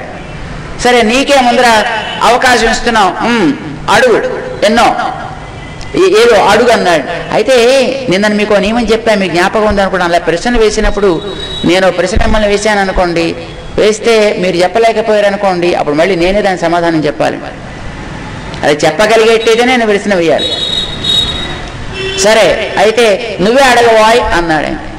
సరే మరి మీరు సావధాన చిత్తులై వినండి మహానుభావ. మా ఊళ్ళో కాకులు ఎన్ని? మా ఊళ్ళో కాకులు ఎన్ని అని అడిగాడు. ఈయన అలాంటి ప్రశ్న వస్తున్నా అసలు ఎప్పుడు ఊహించలేదండి.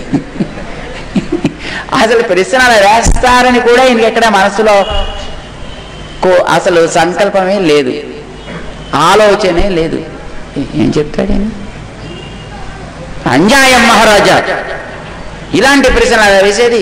శాస్త్రాన్ని అడగడానికి చేత కానివాడు వంకర టింకర్. మహారాజా అడగమన్నారు, నేను అడిగాను. అడిగితే నియమం, అడిగిన వాడే ఒకవేళ చెప్పేవాడికి సమాధానం తెలియకపోతే చెప్పాలి, తెలుసునా? నువ్వు చెప్పు. చిత్తం మహారాజా. మహారాజా చెప్పమంటారా? ఈయన పండితుల వారు చెప్పవా. 33,332 33,332 అన్యాయం మహారాజా అంటే, కాదు స్వామి వాస్తవం, నిజంగా నేను చెప్తున్నా, దీని మీద వెంటనే ఎంక్వైరీ చేయించండి అన్నాడు పండితుడు. సరే మహారాజా, వారిని సంతృప్తి పరిచేటట్టుగా తప్పకుండా మీరు ఎంక్వైరీ చేయించండి. అయితే దీని మీద ఒక కమిటీ వేస్తాం మేము కాకును లెక్క పెట్టడానికి. ఓ తప్పకుండా వేయండి మహారాజా, కానీ ఒక్క చిన్న విన్నపం. చెప్పండి. మరేం లేదు, ఈవేళ ఈ సాయంకాలపు సమయం 7 గంటల దాకా ఇచ్చినటువంటి సెన్సస్ ప్రకారం 33,332 కాకులు. మీరు ఈవేళ కమిటీ వేసిన తర్వాత ఈ కమిటీ మిల్లిగా ఎంక్వైరీకి బయలుదేరి మన ఊళ్ళో అన్ని వైపులా తిరిగి అక్కడక్కడ ఉండేటువంటి కాకుల్ని సంప్రదించి వాళ్ళ ఇంట్లో ఎంతమంది జనాభా ఉన్నారో జనాభా లెక్కల సేకరణ పూర్తయ్యేటప్పటికీ బహుశా కొన్ని కాకులు చుట్టరికో చూపిగా వీళ్ళ ఇంట్లోకి వస్తే వచ్చి ఉండొచ్చు. ఇక్కడ ఉండేటటువంటి కాకులు కొన్ని చుట్టరికపు చూపుగా పక్క ఇండ్లకి పక్క ఊళ్ళకి వెడితే వెళ్ళొచ్చు. అవి కాకుండా అలాంటి మనకి ఇక్కడికి వచ్చినటువంటి వాళ్ళు, ఇక్కడి నుంచి వెళ్ళిపోయిన వాళ్ళు, మైగ్రేట్ అయిపోయిన వాళ్ళు, అలాంటి వాళ్ళు కాకుండా ఉండే మన ఊరి ఇప్పటికీ ఈ జనన మరణ లెక్కల చిట్టా ప్రకారం చూసినట్లయితే మన ఊరి కాకుల యొక్క లెక్క 33,332. ఎవరు లెక్క పెడతాడు? ఏం లెక్క పెట్టాలి? పాప పండితుడు బుర్ర అంచుకొని సభలోంచి పలాయనము చిత్తగించాను అంటారు. అంటే దేనికైతే ఇంత ఇలా అని హద్దు పెట్టి చెప్పడానికి అవకాశం లేదో దాన్ని తెలియదు అని అనుకుంటేనే తెలిసినవాడు అని అంటారండి. వాడిని తెలియదగిన వాడిని తెలియదగినట్లుగా చెప్పడం, తెలియతగని వాటిని తెలియదు అని అనుకోవడం, దాన్నే సర్వజ్ఞత్వం అంటేను. అంతేకాని ఏదో ఏమండి కాకులకి ఎన్ని కొమ్ములు ఉంటాయండి అంటే దుప్పులాగా దానికి 3 కొమ్ములు ఉంటాయండి అన్నాడు అనుకోండి, వాడిని పిచ్చోడు అంటారు. ఉండవాలా కదా. చేత లేని దాన్ని లేనట్టు తెలుసుకోవడం, ఉన్నదాన్ని ఉన్నట్టు తెలుసుకోవడం సర్వజ్ఞత్వం అంటారు. దేవుడు ఎన్ని అవతారాలు ఎత్తాడు, మనం ఎన్ని జన్మలు ఎత్తాము తెలీదు. ఎన్నో పల బహుని ఇలా చెప్పడమేంటి నిజంగా తెలివంటే. భగవంతుడే తన జన్మల సంఖ్య ఇంత అనేది ఆయన చెప్పలేదంటే ఎన్ని జన్మలో మనకేం తెలుసునండి. దశ అనేది ఏదో మనం చెప్పుకోవాలి కనుక 10 కేటగిరీస్ చేసి మనం సంతృప్తి పడుతున్నాం. మనం అదే అంటే అసలు ఆ 10 జ్ఞాపకం పెట్టుకోవడం మనకి జాత కావట్లేదు. ఇప్పుడు విష్ణు సహస్రనామాల్లో 1000 నామాలు ఇచ్చారు. ఒక్కొక్క నామాన్ని చూపించడానికి ఆయన ఒక్కొక్క అవతారం ఎత్తి ఉండొచ్చు. మనకి ఈ 1000 జ్ఞాపకం పెట్టుకోవడానికే కష్టం అయిపోతుందండి. సహస్రనామ స్తోత్రాన్ని ఆరంభం చేస్తే మధ్యలోకి వెళ్ళేటప్పుడు మొదలు వస్తాం, మొదటికి వెళ్ళేటప్పుడు మళ్ళీ చివరికి వెళ్తుంటాం. 10 సార్లు పైన కింద రకరకాల ఎక్సర్సైజెస్ చేసి మళ్ళీ వస్తే చివరికి సవ్యంగా వస్తాం, లేకపోతే మళ్ళీ ఎక్కడికో పోతాం. ఆయన అవతారాలకి హద్దు లేనే లేదు. అలానే మన జన్మలకి హద్దు లేదు, మన పాపాలకి హద్దు లేదు.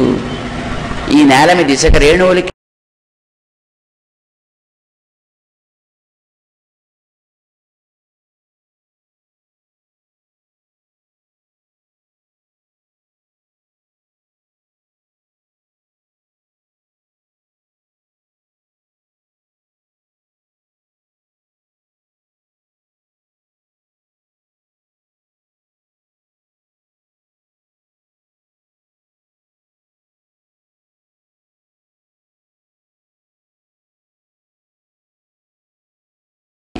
ఈ గోపబాలిక యొక్క పశువుల సంఖ్య కూడా ఇన్ని అని చెప్పడానికి చేత కాదు కనుకనే ఇందాక మన అమ్మ కర్రవై కణంగల్ పల పాలిచ్చేటటువంటి దూడలు కలిగిన ఆవుల యొక్క సంఖ్య కాదు, ఆవుల యొక్క గణములు. అంటే కొన్ని గుంపులు కలిపితే గణం అంటాం కదండి, అలాంటి గుంపులు కూడా ఇన్ని అని చెప్పడానికి వీలు కానన్ని పశువుల సంపద వీళ్ళ వంశంలో ఉందంటే ఇది ఎంత గొప్ప వంశం అయి ఉంటుందండి. అలాంటి పలకరంది వాటన్నిటినీ కూడా పితకగలిగేటటువంటి కండబలం కలిగినటువంటి వంశం ఈనాటి గోప బాలిక యొక్క వంశము. అలాన్నంతటిని కూడా అణిచేటటువంటి చెయ్యం అలాంటి కండబలం కలిగినటువంటి వాళ్ళు వీళ్ళు. శత్రువుల్ని నిర్మూలించగలిగేటువంటి సాహసం కలిగిన వాళ్ళు అన్నమాట. అయితే తప్పు కదండి అలాగా. వాళ్ళు ఏమైనా చేస్తే దానికి వీళ్ళు తనని ఆశ్రయించుకున్న వాళ్ళని ఎవడైనా ద్వేషిస్తే వాళ్ళు తనకి శత్రువు అనుకుంటాడు కృష్ణుడు. అదే భగవంతుడికి శత్రువులు ఏమిటండి, భగవంతుడికి మిత్రులు ఏంటండి? నమే ద్వేష్యోస్తి నా ప్రియ అని భగవద్గీతలో ఆయన స్పష్టం చేశాడు. నాకెవరు ద్వేష్యులు లేరు, నాకెవరు ప్రియులు లేరు. సమోహం సర్వభూతేషు, మనుషులైనా దేవతలైనా అందరికీ కూడా సామాన్యం అధిదైవతం. నరాణం దేవతానాంచ, మనుషులకి దేవతలకి జంతువులకి చెట్లకి క్రిమి కీటాదులకి కూడా దైవం అనేది ఎప్పుడు కూడా ఒక్కటే, సామాన్యం అధిదైవతం. దానికి అందరూ సంతానమే కనుక అందరెందు సమానమైనటువంటి ఆదరము ఉంటుంది దానికి. ఏదో ఒకళ్ళని ప్రేమించడం ఒకళ్ళు ద్వేషించడం అనేది ఉండదు. కానీ మరి దేవుడు ఏమండి వాళ్ళని ద్వేషిస్తాడు వీళ్ళని సంహరిస్తాడంటారే, అందరికీ సమమైతే కొంతమంది ఎందుకంటే ఆయన సంహరించాలి? తననేదో చేసి ఓ పిల్లాడు కాస్త నోరుండి కాస్త బలం ఉండి మిగతా వాళ్ళని సాగొడుతుంటే మీరు చూస్తూ ఊరుకుంటారా? వాణ్ణి కొంచెం దండించి కంట్రోల్లో పెడతారు.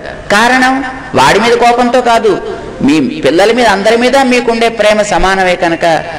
బలహీనుల్ని వాడు కాస్త హింసిస్తూ ఉంటే మీరు సహించరు కనుక, అందరూ బాగుండాలని మీరు కోరుకుంటారు కనుక ఆ దౌష్ట్యం చేసేటటువంటి పిల్లాన్ని కాస్త కంట్రోల్ చేసి మార్గంలో ఉండేట్టుగా మీరు చూస్తారు. దేవుడేనా అంతేనండి. కొందరిని ఆయన సంహరిస్తాడు అంటే తనకేదో చేశారని కాదు. హిరణ్యకశిపుడు ఎంతకాలంగా తిట్టేయండి ఆయన్ని, ఆయన ఏం చేయలేదు తాను.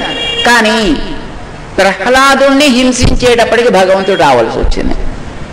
రావణాసుడు ఎంతకాలంగా ఉన్నాడండి, ఆయన ఏమైనా చేశాడా? నో.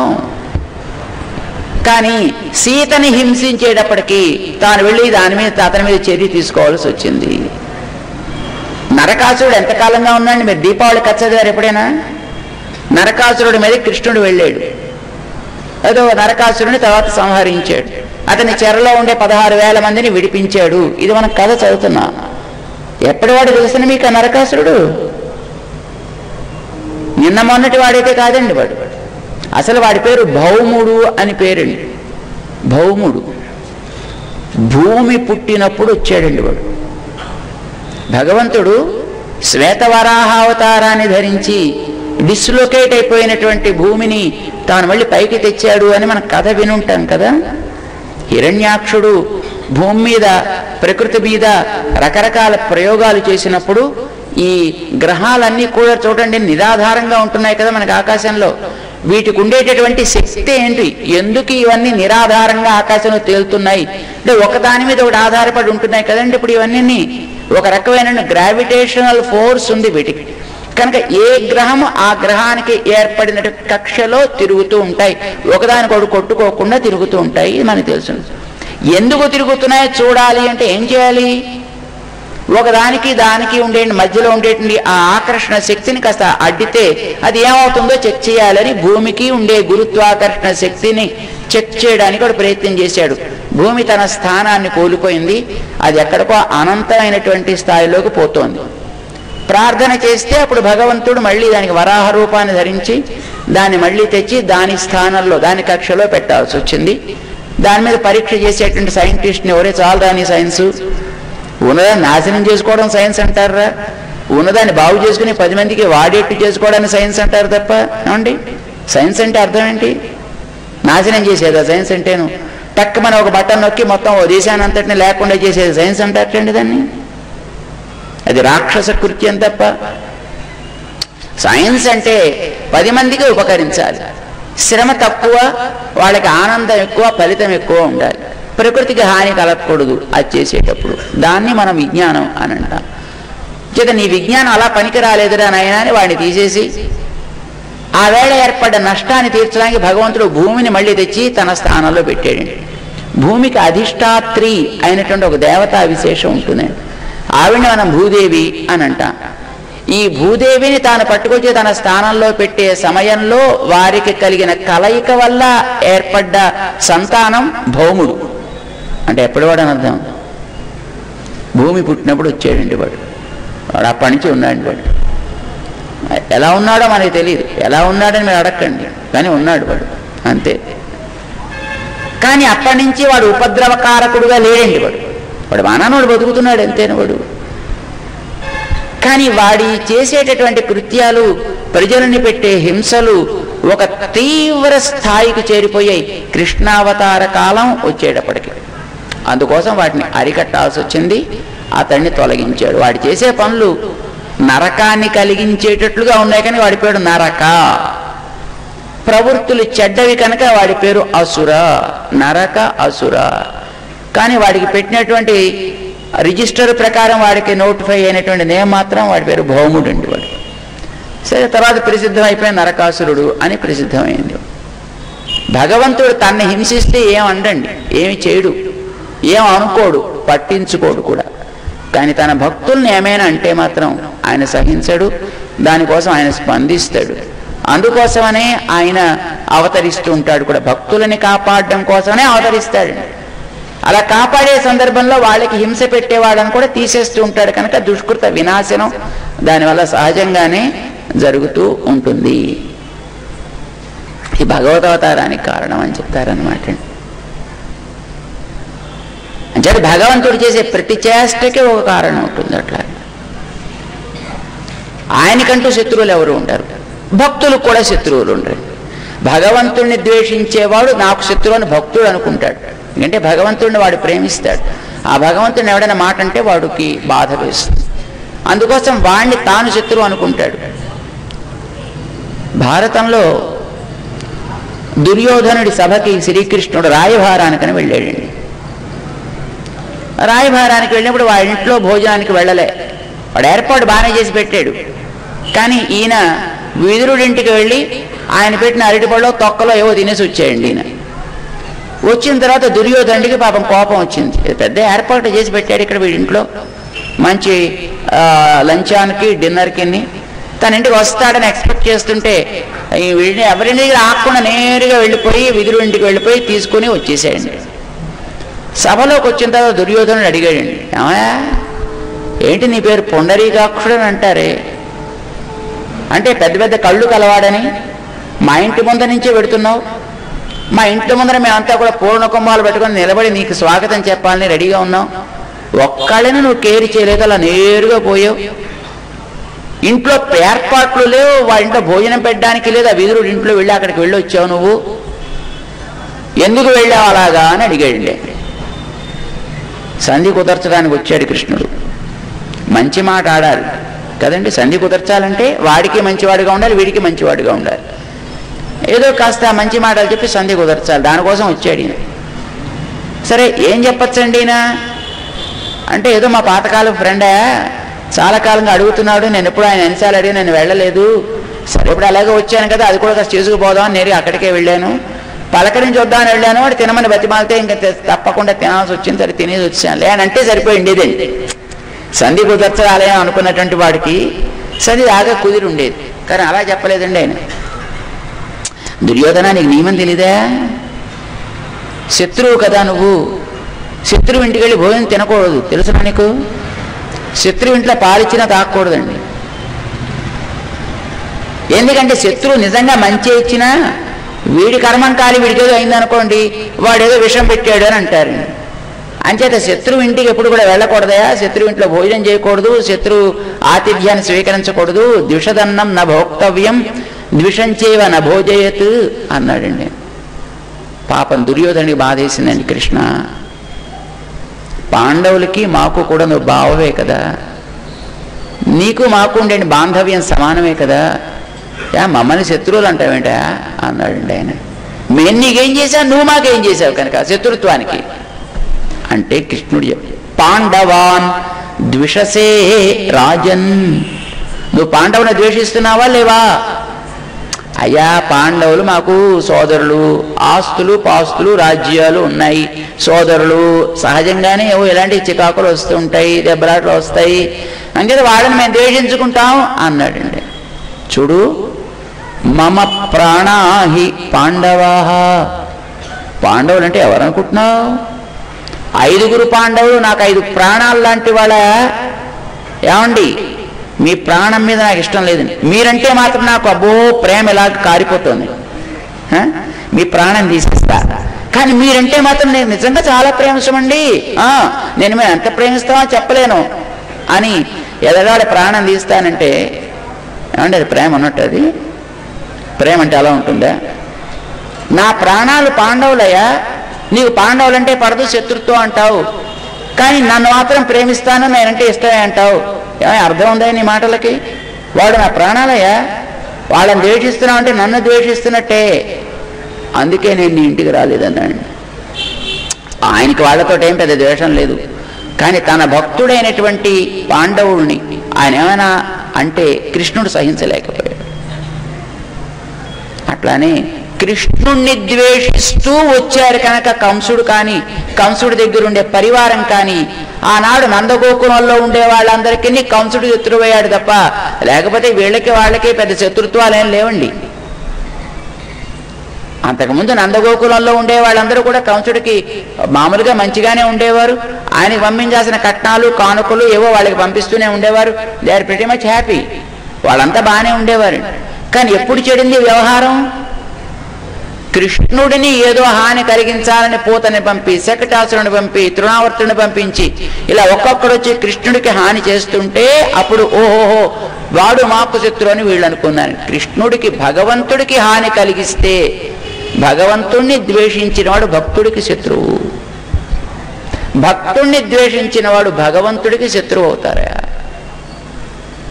అందుకే సెత్తార్ తిరలழிయ సెండ్రు సెరుచెయ్యం, శత్రువులకు ఉండేటువంటి బలం అంతా కూడా అణిగిపోయేటట్టుగా సెండ్రు సెరుచెయ్యం, అక్కడికే వెళ్ళి వాళ్ళతోటి పోరు సలిపి వాళ్ళని అణుస్తారు. ఏమండి దీనివల్ల దోషం కాదండి?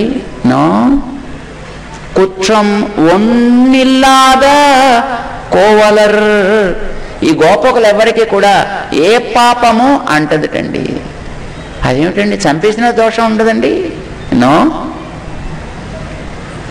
ఏమండి మీ పంటలు పండిస్తుంటారు అప్పుడు మీ ఇళ్లలోనూ లేదా మీ ఊళ్ళల్లోనూ మీ పొలాల్లోనూ పంటలు పండిస్తారా? పంట మీద ఏదో కొంత పురుగు పడుతుందండి, ఏం చేస్తారు మీరు? పంట బాగా రావాలనుకుంటే దాని మీద ఏదో పెస్టిసైడ్స్ చల్లుతారు, ఏదో కెమికల్స్ అయినా చల్లుతారు, లేకపోతే ఇప్పుడు మళ్ళీ మనకి పాత పద్ధతి వస్తోందండి. ఇదివరకు రోజుల్లో అయితే ఆ గోమయము గోమూత్రము ఇలాంటి వాటిని అన్నింటినీ కూడా బాగా కలిపి దాంతోపాటు ఏదో కాస్త ఈ వేప సంబంధమైనటువంటి కూడా ఏవో కొన్ని కలిపి దాంతో ఏదో ఒక ద్రవం తయారు చేసి ఆ ద్రవాన్ని జల్లితే అన్ని రకాల కీటకాలు పోతుండేవి, పంటలు బాగుండేవి, సారవంతంగా ఉండేవి. ఇట్స్ ప్రీ న్యాచురల్ ప్రాసెస్లో జరుగుతుండేదండి, బాగా జరుగుతుండేది. సరే, తర్వాత ఈ మధ్యకాలంలో చాలా రకాల కెమికల్స్ హడావుడనే వచ్చేసాయి. ఈ కెమికల్స్ తోటి అవపోవడం మానేసి రైతులు ప్రాణాలు పోగొట్టుకోవడం ప్రారంభించారండి. ఎందుకంటే పంటలు సక్రమంగా రాక, పురుగుల్ని తోలుకోలేక. సరే, ఇప్పుడు మళ్ళీ వెనక్కి వస్తున్నారు అనుకోండి, మళ్ళీ కొద్దిగా రాలేదు కానీ కొద్దిగా వచ్చే ప్రయత్నం చేస్తున్నారు. You know, natural process is very powerful అనమాట. అయితే ఆ రకంగా మీరు ఆ క్రిములను కీటకాలను దూరం చేస్తున్నారే, ఏమండి రైతుకి పాపం ఉందామా? రైతుకి డాక్టర్ గారి దగ్గరికి మీరు పెడతా రోగం వచ్చిందని. ఏమిటి రోగం రావడం అంటే? మీలో ఉండేటువంటి కొన్ని జీవకణాలు మీకు ఎదురు తిరిగాయండి, అదే కదా రోగం అంటేను.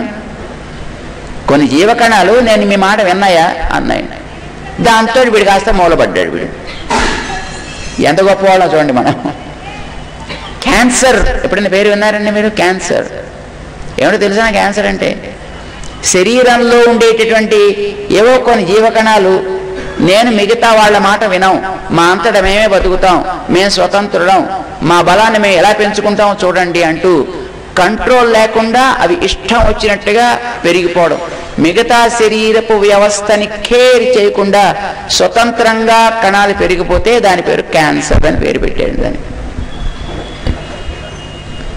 అంటే నీలో ఉండేటువంటి జీవకణాలు కొన్ని అలా స్వాతంత్ర్యాన్ని డిక్లేర్ చేసుకుంటే నువ్వేం చేస్తా? డాక్టర్ గారు దగ్గర పెడతామండి. ఓకే, మౌన్ డాక్టర్ గారు ఏం చేస్తారు?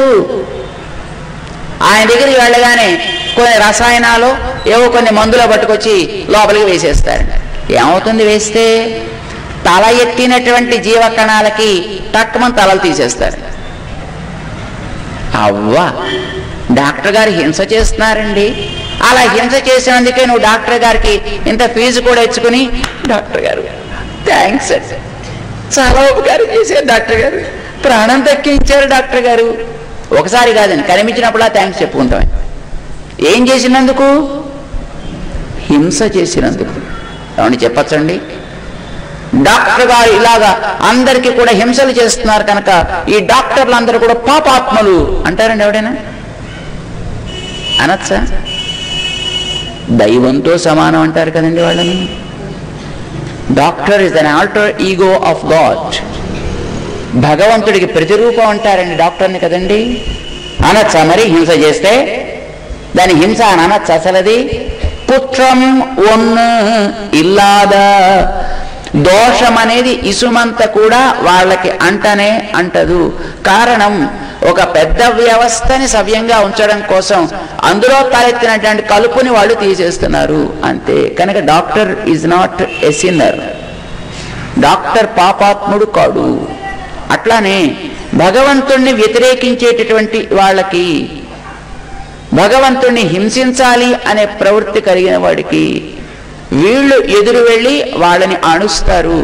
కనుక వాళ్ళకి దోషం అనేది లేనే లేదు. వాళ్ళ కోసం, స్వార్థం కోసం చేస్తే, తన లాభం కోసం చేస్తే, తన కీర్తి కోసం తను చేస్తే, తన గౌరవం కోసం తను చేస్తే, తన బలాన్ని పెంచుకోవడం కోసం తను చేస్తే, ఎస్, ఆయన దోషి.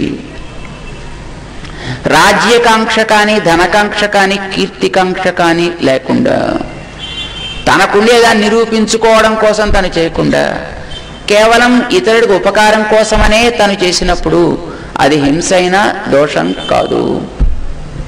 కృష్ణుడు అర్జునుడితోటి తస్మాత్ సర్వేషు కాలేషు మాం అనుస్మర యుధ్యచ, అర్జున అందుకే నువ్వు ఎప్పుడు కూడా నన్ను తలుచుకో, యుద్ధం చెయ్యి లే అన్నాడండి. యుద్ధం చేయడానికి ప్రోత్సహించాయండి. అవ్వా అంటున్నారండి ఎవరైనా? అబ్బో, భగవద్గీత లాంటి గ్రంథం ప్రపంచంలో ఎక్కడా లేదండి అని దాన్ని మన శిరస్సున ధరిస్తున్నా, ఆరాధన చేస్తున్నా. ఏం చెప్పాడైనా? మాం అనుస్మర యుధ్యచ అంటే నీకేదేది కర్తవ్యమో ఆ కర్తవ్య పరిపాలన చేసేటప్పుడు నీకోసమని, నీ వల్ల జరుగుతోందని, లాభాన్ని పొందేవాడు నువ్వు అని అనుకోకుండా ఒక వ్యవస్థ కోసం నువ్వు దాన్ని చేస్తున్నావు కనుక అందులో చేసేటప్పుడు అది వెనకాతలు నేనున్నానని గుర్తించి నువ్వు చేయగలిగితే సర్వేషు కాలేషు అన్ని స్థితులలో కూడా అది నువ్వు ఇంటున్నా, తింటున్నా, తిరుగుతున్నా, పడుకున్నా, కూర్చున్నా, లేస్తున్నా, పశ్యన్, శృణ్వన్, స్పృశన్, జిఘ్రన్, అస్సినన్, గచ్చన్, స్వపన్, శ్వసన్, ప్రలపన్, విసృజన్, గృహ్ణన్, ఉన్మిషన్, నిమిషన్, ఏ పని చేస్తున్నా మాం అనుస్మర, స్మర అనలేదండి, అనుస్మర అన్నాడు. చాలా అందమైన మాట. స్మర అంటే తలుచుకో అని అర్థం అండి. అనుస్మర అంటే ఆయా యాక్టివిటీకి అనుసరించి నన్ను తలుచుకో. ఏ ఏ యాక్టివిటీకి అవసరమైతే దానికి తగ్గట్టుగా వెనకాతల ప్రేరకుడుగా నన్ను గుర్తించు. Keep me always as your constant companion. ఎప్పుడు నీతో నేనుంటా అని నువ్వు గుర్తించగలిగితే అప్పుడు నువ్వు చేసేటటువంటి నీ విధి, నీ కర్తవ్యం నీకు దోషం కానే కాదు. అంతే మన డాక్టర్ చేసే దోషం అనవండి. ఇలా మన కర్మాచరణ చేయాలి. అది చేయడం నేర్చుకున్న వాళ్ళు వీళ్ళంతా కూడా. అంచేత వీళ్ళు తమ పశువుల్ని పాలించుకుంటున్నా, శత్రువుల్ని అణుస్తున్నా, కుట్రం ఒన్నిల్లాదా కోవలర్, కోవలర్ గోపకులు అంటే కృష్ణుడే వాళ్ళకి ప్రాణం. గోపకులు అంటే ఏంటండి? కృష్ణుని తప్ప వేరు కదా అని ఎరగని వాళ్ళు, కృష్ణుడే ప్రాణం అనుకున్న వాళ్ళు, కృష్ణుడి ఆజ్ఞని తూచా తప్పక పాలించువారు, కృష్ణుడు తప్ప వాళ్ళకి వేరు దైవమే లేదు. వాళ్ళు చేసే ప్రతి పని శ్రీకృష్ణుడి కోసమని.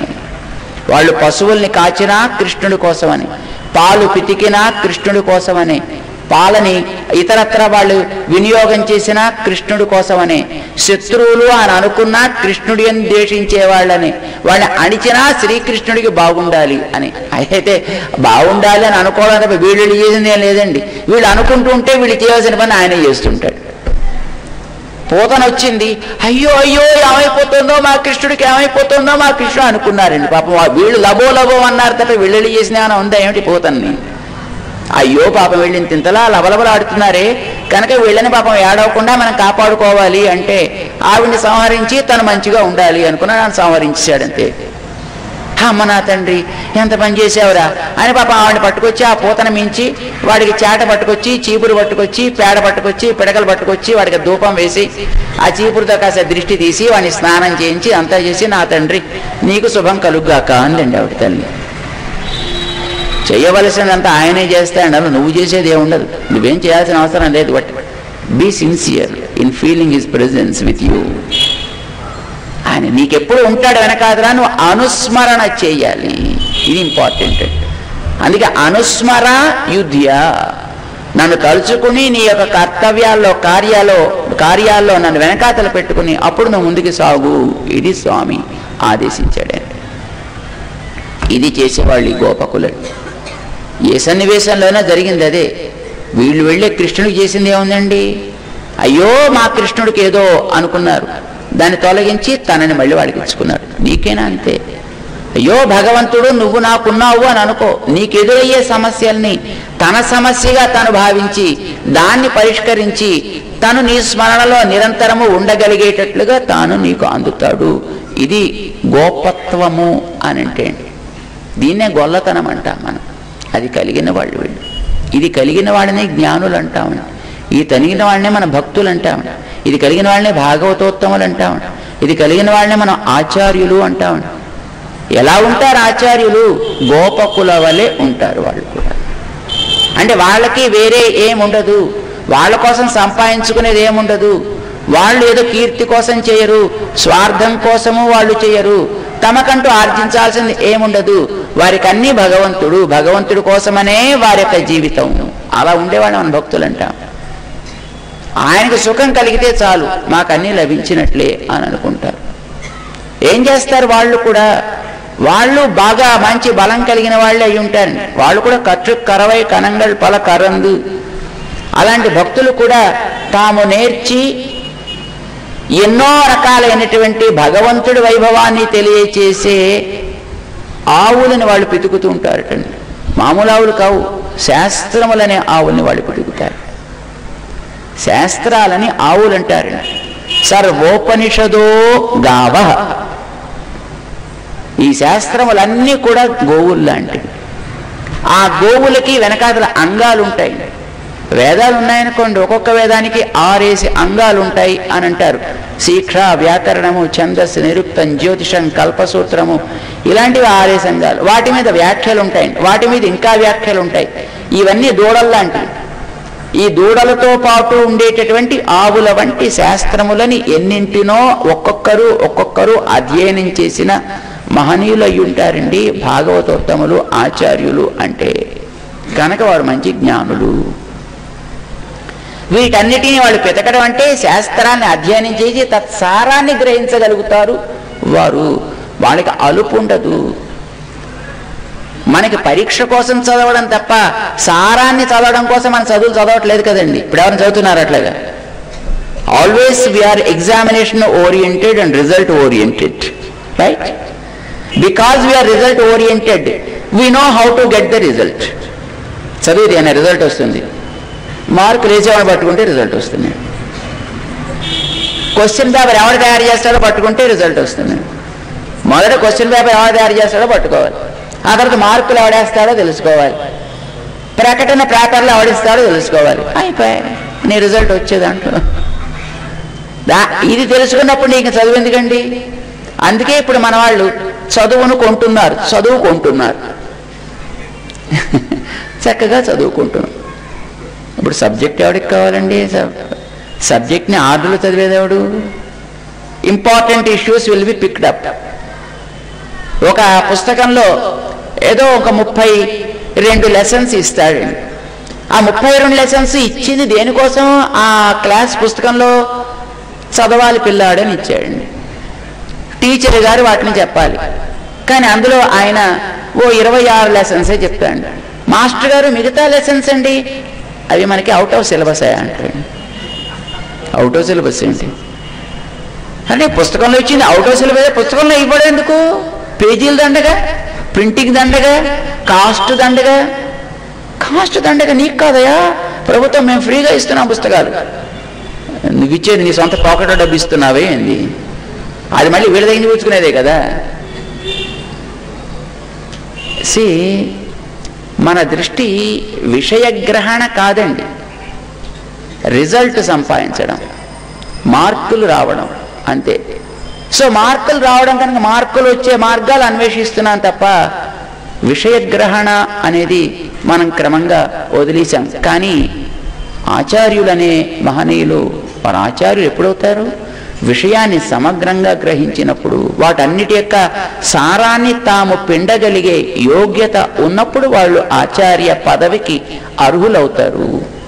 కనుక వీళ్ళు ఈ గోపకులు కట్టు కరవై కనంగల్ పల కరందు, శాస్త్రాలని అన్నింటినీ కూడా వెతకగలిగినటువంటి సత్తా కలవాళ్ళు. సెట్టారు తెరలడియ సెండ్రు సెరిచెయ్యం వాళ్ళు. వీళ్ళు శత్రువుల దగ్గరికి పోగలిగిన వాళ్ళు. శత్రువులు ఎవరండి? శాస్త్రాలని అంగీకరించని వాళ్ళు, శాస్త్రాల మీద విశ్వాసం లేని వాళ్ళు. లోకంలో ఆస్తిక నాస్తిక అనే పేర్లు పెట్టారు, వినుంటారు మీరు ఎప్పుడైనా. ఆస్తికుడు అంటే ఎవడండి? దేవుణ్ణి నమ్మినవాడు. నాస్తికుడు అంటే ఎవరండి? దేవుణ్ణి తిట్టేవాడు.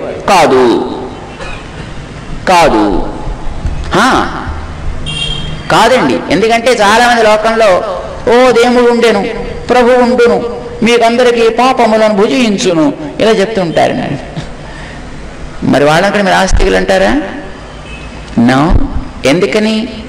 వాడు వేదాలను అంగీకరించలే. దేవుణ్ణి గురించి మాట్లాడతారు కానీ వేదాలను గురించి మాట్లాడతారు. వేదాలు పాపం వాళ్ళకి అక్కర్లేదు, వాళ్ళకి వేదాలు ఏం చెప్పిందో వాళ్ళకి అక్కర్లేదు. అందుకే ఆస్తికుడు అంటే దేవుడు ఉన్నవాడు అన్నవాడు ఆస్తికుడు కాదండి. కొందరు దేవుడు లేడనే వాళ్ళు కూడా ఆస్తికులనే కేటగిరీలోకి వస్తారు. మీమాంసకులు అని కొందరు ఉన్నారు, పూర్వ మీమాంసకులు అని అంటారు. వాళ్ళకి దేవుడు అనేది ఏం లేదు వాళ్ళకి, కానీ వాళ్ళు కూడా ఆస్తికులే. ఎందుకో తెలిసిన? వాళ్ళు వేదాన్ని అంగీకరించారు, వైదికమైనటువంటి ఆచారాన్ని అంగీకరించారు. ఆచారంలో ఏమాత్రం వెసులుబాటు లేకుండా సిన్సియర్గా చేస్తారు వాళ్ళు. They are very, very particular in following the scripted rules. చూడండి, కంప్యూటర్లో ప్రోగ్రామ్ రాసేవాడు ఒక చిన్న చుక్కని, ఒక చిన్న గీతని, ఒక చిన్న స్లాష్ని, ఒక స్పేస్ని, అది క్యాపిటలా లోయరా అనే దాన్ని ఎంత జాగ్రత్తగా సిన్సియర్గా పాటిస్తాడో, పాటించకపోతే మొత్తం ప్రోగ్రామ్ అంతా ఎట్లా డ్యామేజ్ అయిపోతుందో, బగ్స్ వచ్చేస్తాయో, అట్లానే వాళ్ళు ఆచరణ లేచినప్పటి నుంచి మళ్ళీ లేచేటంత వరకు చేసే ప్రతి పనిని కూడా వేదము ఆదేశించినట్లు తూచా తప్పకుండా చేస్తారు కనుక వాళ్ళు ఆస్తికులు అన్నారు. అని పూర్వమీమాంసకులు అంటారు, వేదాన్ని అంగీకరించారు కనుక. నాస్తికో వేద నిందక, వేదం కాదు అన్నవాడు నాస్తికుడు, వేదం ఉన్నది అన్నవాడు ఆస్తికుడు. అస్తి బ్రహ్మ ఆస్తిక, నాస్తి బ్రహ్మ నాస్తిక. వేదం ఉన్నది అన్నవాడెవడో వాడిని ఆస్తికుడు అన్నారు, వేదం లేదన్నవాడెవడో వాడిని నాస్తికుడు అన్నారన్నమాట. అందుచేత వీళ్ళు ఎవడైతే వేదాన్ని కాదు అని అంటాడో అట్లాంటి వాళ్ళ దగ్గర వాదించేటటువంటి వాద బలం ఉన్నవాడండి. గోపకులు వాళ్ళకి కండబలం, ఏమంటే ఆచార్యులు కూడా కండబలం ఉండాలండి. వాళ్ళు కూడా లేచే కుస్తీలు గిస్తీలు పట్టి ఏదో వ్యాయామశాలలకు వెళ్ళి, జిమ్స్కి వెళ్ళి అక్కడి నుంచి బ్రహ్మాండమైనటువంటి ఎక్సర్సైజ్ అంతా చేసి వాళ్ళు కూడా ఇలాగా బొమ్మలు వేస్తుంటారు చూడండి, ఇలాగ కండలు తిరిగిన గండరాయిల్లాగా ఉంటారనే. నో, వీళ్ళ బలం అది కాదు, బుద్ధి బలము. దీన్ని ఎదిరించేటటువంటి వాళ్ళని వాదించి వారందరినీ కూడా వాస్తవాన్ని తెలియచెప్పగలిగే స్థితిలో ఉంటారు. సెత్తారు తిరలడియ సెన్రు సెరుచ్చయం. పరాశర భట్టర్ మహానుభావులు, వేదాంతి అని ఒక మహనీయుడు ఉండేవాడిని, కర్ణాటక రాజ్యంలో ఉండేవాడు మహనీయుడే. కానీ పాప అతనికి ఆస్తికమైనటువంటి మార్గంలో ఉండేవాడు కాదని, చాలా గొప్పవాడు, సంపన్నుడు, ధార్మికుడు. అందరికి రోజు కొన్ని వేల మందికి అన్నదానం చేస్తూ ఉండేవాడు. వారందరికీ అన్నదానం చేసేటప్పుడు వాడు భోజనం చేసి వెళ్ళేంత వరకు తను అలా కూర్చుని ఉండేవాడు. వాళ్ళందరికీ కూడా తగ్గ తను చూస్తూ ఉండేవాడు. అంతమంది అన్నం తింటుంటే చూసి పొంగిపోతుండేవాడు. బాగా చదువుకున్నవాడు, శాస్త్రాలు బాగా చదివాడు, కానీ ఆస్తికుడు కాదు, ఆస్తిక మార్గంలో లేడే, మంచి మార్గంలో లేడే. కనుక ఆయన్ని మెల్లిగా చక్కటి సంప్రదాయంలోకి తీసుకురావాలి అని అనుకున్నప్పుడు పరాశర భట్టర్ వారిని వాళ్ళని పంపించారండి. వారు వీరు అక్కడికి వెళ్ళి అక్కడ 18 రోజులు ఉండి వారి యొక్క అపాయింట్మెంట్ సంపాదించాలంటే, శాస్త్రవాదానికి అపాయింట్మెంట్ అంటే ఆయన ఇచ్చేవాడు కాదు. భోజనం చేయడానికి ఏమన్నా వస్తే మాత్రం వాడు స్వాగతించేవాటండి. భోజనం టైంకి ఆయన ఎక్కడో చోట కూర్చుని ఉండేవారు. వీరు వెళ్ళారు అక్కడికి, భిక్షాందేహి అన్నట్టండి. అయ్యో తప్పకుండా అగో పంక్తులు అక్కడ ఉన్నాయి, మీకు ఏ పంక్తిలో మీకు కూర్చుందాం అనిపిస్తే వెళ్ళండి, దగ్గర కూర్చోండి, మీకు కావలసిన పదార్థాలు మీరు స్వీకరించండి. మీరు ఎట్లా స్వీకరించాలనుకుంటున్నారో, ఆచారంగానా సామాన్యంగానా? ఆచారంగా అంటే అదిగో అక్కడ, సామాన్యంగా అంటే అదిగో ఇక్కడ, స్వీకరించండి అని ఆయన ఆదేశించాడు. అంటే మాకు ఆ భిక్ష కాదయా, వాదభిక్ష కావలేను అని. వాదభిక్ష కావ. ఆశ్చర్యపడ్డాడు. సరే ఇస్తానన్నాడు ఆయన. అంచేత సరే ఉండండి పక్కన, ఈ కార్యం అయిన తర్వాత వస్తానన్నాడే. ఆనాడు భోజనం అంతా అయిపోయింది, కొన్ని వేల మంది భోజనం చేస్తుండే. ఇప్పుడు అందరికీ అయిపోయేదాకా కూర్చున్నారు. తర్వాత వచ్చాడని, ఎవరు మీరు, ఏం కదా కమామిషు చెప్పారు. 18 దినాలు వాదం జరిగింది. అది అయిన తర్వాత చివరికి వీరు దాంట్లో విజయాన్ని సాధించి ఆ వేదాంతి అనే మహనీయుణ్ణి పంచసంస్కార సంపన్నుడుగా తీర్చిదిద్ది శ్రీరంగ క్షేత్రానికి వారిని తీసుకొచ్చి వారిని యతీశ్వరుడు క్రింద ఆచార్య పరంపరలో నంజీయర్ అంటారండి. వారిని నంజీయర్, అలాగ నంజీయర్గా వారికి నామకరణం చేసి, మన గురు పరంపరలో వారు కూడా ఒకరండి. నంజీయర్, వారి తర్వాత నంబిళ్ళై, వారి తర్వాత వడక్కు తిరువేది పిళ్ళై, వారి తర్వాత మనవాడ మహామునులు. ఇలా వస్తుందండి మన ఆచార్య పరంపరలో. ఒకరుగా వారిని తీర్చిదిద్దిన మహనీయులు మన పరాశర భట్టారు. వీరు సెన్రు చెయ్యం, వారి దగ్గరికి వెళ్ళి వాదన చేసి వారిని వాదనలో ఓడించి మంచి మార్గంలోకి వారిని తీసుకొచ్చారు సంప్రదాయంలో. అంటే మన వాళ్ళు ఎప్పుడూ కూడా శస్త్రం మీద డిపెండ్ అవ్వలేదండి, శాస్త్రం మీద డిపెండ్ అయ్యాడు. Because they know in those days it self pistol is not the power, knowledge is the power. Who possesses knowledge will win the world, but not the person who possesses missiles. ఆయుధాలు పట్టుకున్నవాడు కాదండి ప్రపంచాన్ని గెలవగలిగేది, శస్త్రాన్ని పట్టుకున్నవాడు కాదు ప్రపంచాన్ని గెలవగలిగేది. ఒకనాడు తాత్కాలికంగా తన శస్త్ర ప్రభావం చేత ఎదటివాడి తలలు తీసిన, రాజ్యాలని ఆక్రమించిన, తిరిగి మళ్ళీ వాడు ఒకనాడు శాస్త్రం ముందర తల వంచక తప్పదు. అందుకే శాస్త్ర బలమే నిజమైనటువంటి బలం అంటే అని విశ్వసించిన మహనీయులు మన పెద్దలందరూ కూడా. అందుకే శాస్త్రం వల్లని నియమం ప్రకారం సక్రమంగా అధ్యయనం చేసి చక్కగా చదివి శ్రమపడి వాడు చదవగలిగేవాడు. మనకిప్పుడు చదవడం అంటే దాని మీద ఏమొస్తుంది చదివితే, ఎంత వస్తుంది దాన్ని చదివితే, ఎక్కడొస్తుంది ఉద్యోగం, దాంట్లో ఎన్ని లక్షలు వస్తుంది సంపాదించడానికి, సంపాదన సంపాదన. మై గాడ్, వి సెల్ శాస్త్రం for money, we sell God for the money, everything we sell just for money. What you need is just money money money, nothing else. లోకం అలా అయిపోతుందండి, చాలా ఆశ్చర్యం కదండి. డబ్బు తప్ప ఏదీ లేదండి ఇప్పుడు. ప్రధానం బంధాలు లేవు, బాధ్యతలు లేవు, ప్రేమలు లేవు, అనురాగాలు లేవు, నీతి నియమము ధర్మము ఆచరణ, డబ్బు, దట్స్ ఇట్. ఎవ్రీథింగ్ కవర్స్ డబ్బు, అది ఉంటే చాలు. దేన్నైనా దాన్ని సంపాదించడానికి మనం సేల్ చేయడానికి రెడీ అండి. That's the time we are in now. మనం ఆలోచించాలి.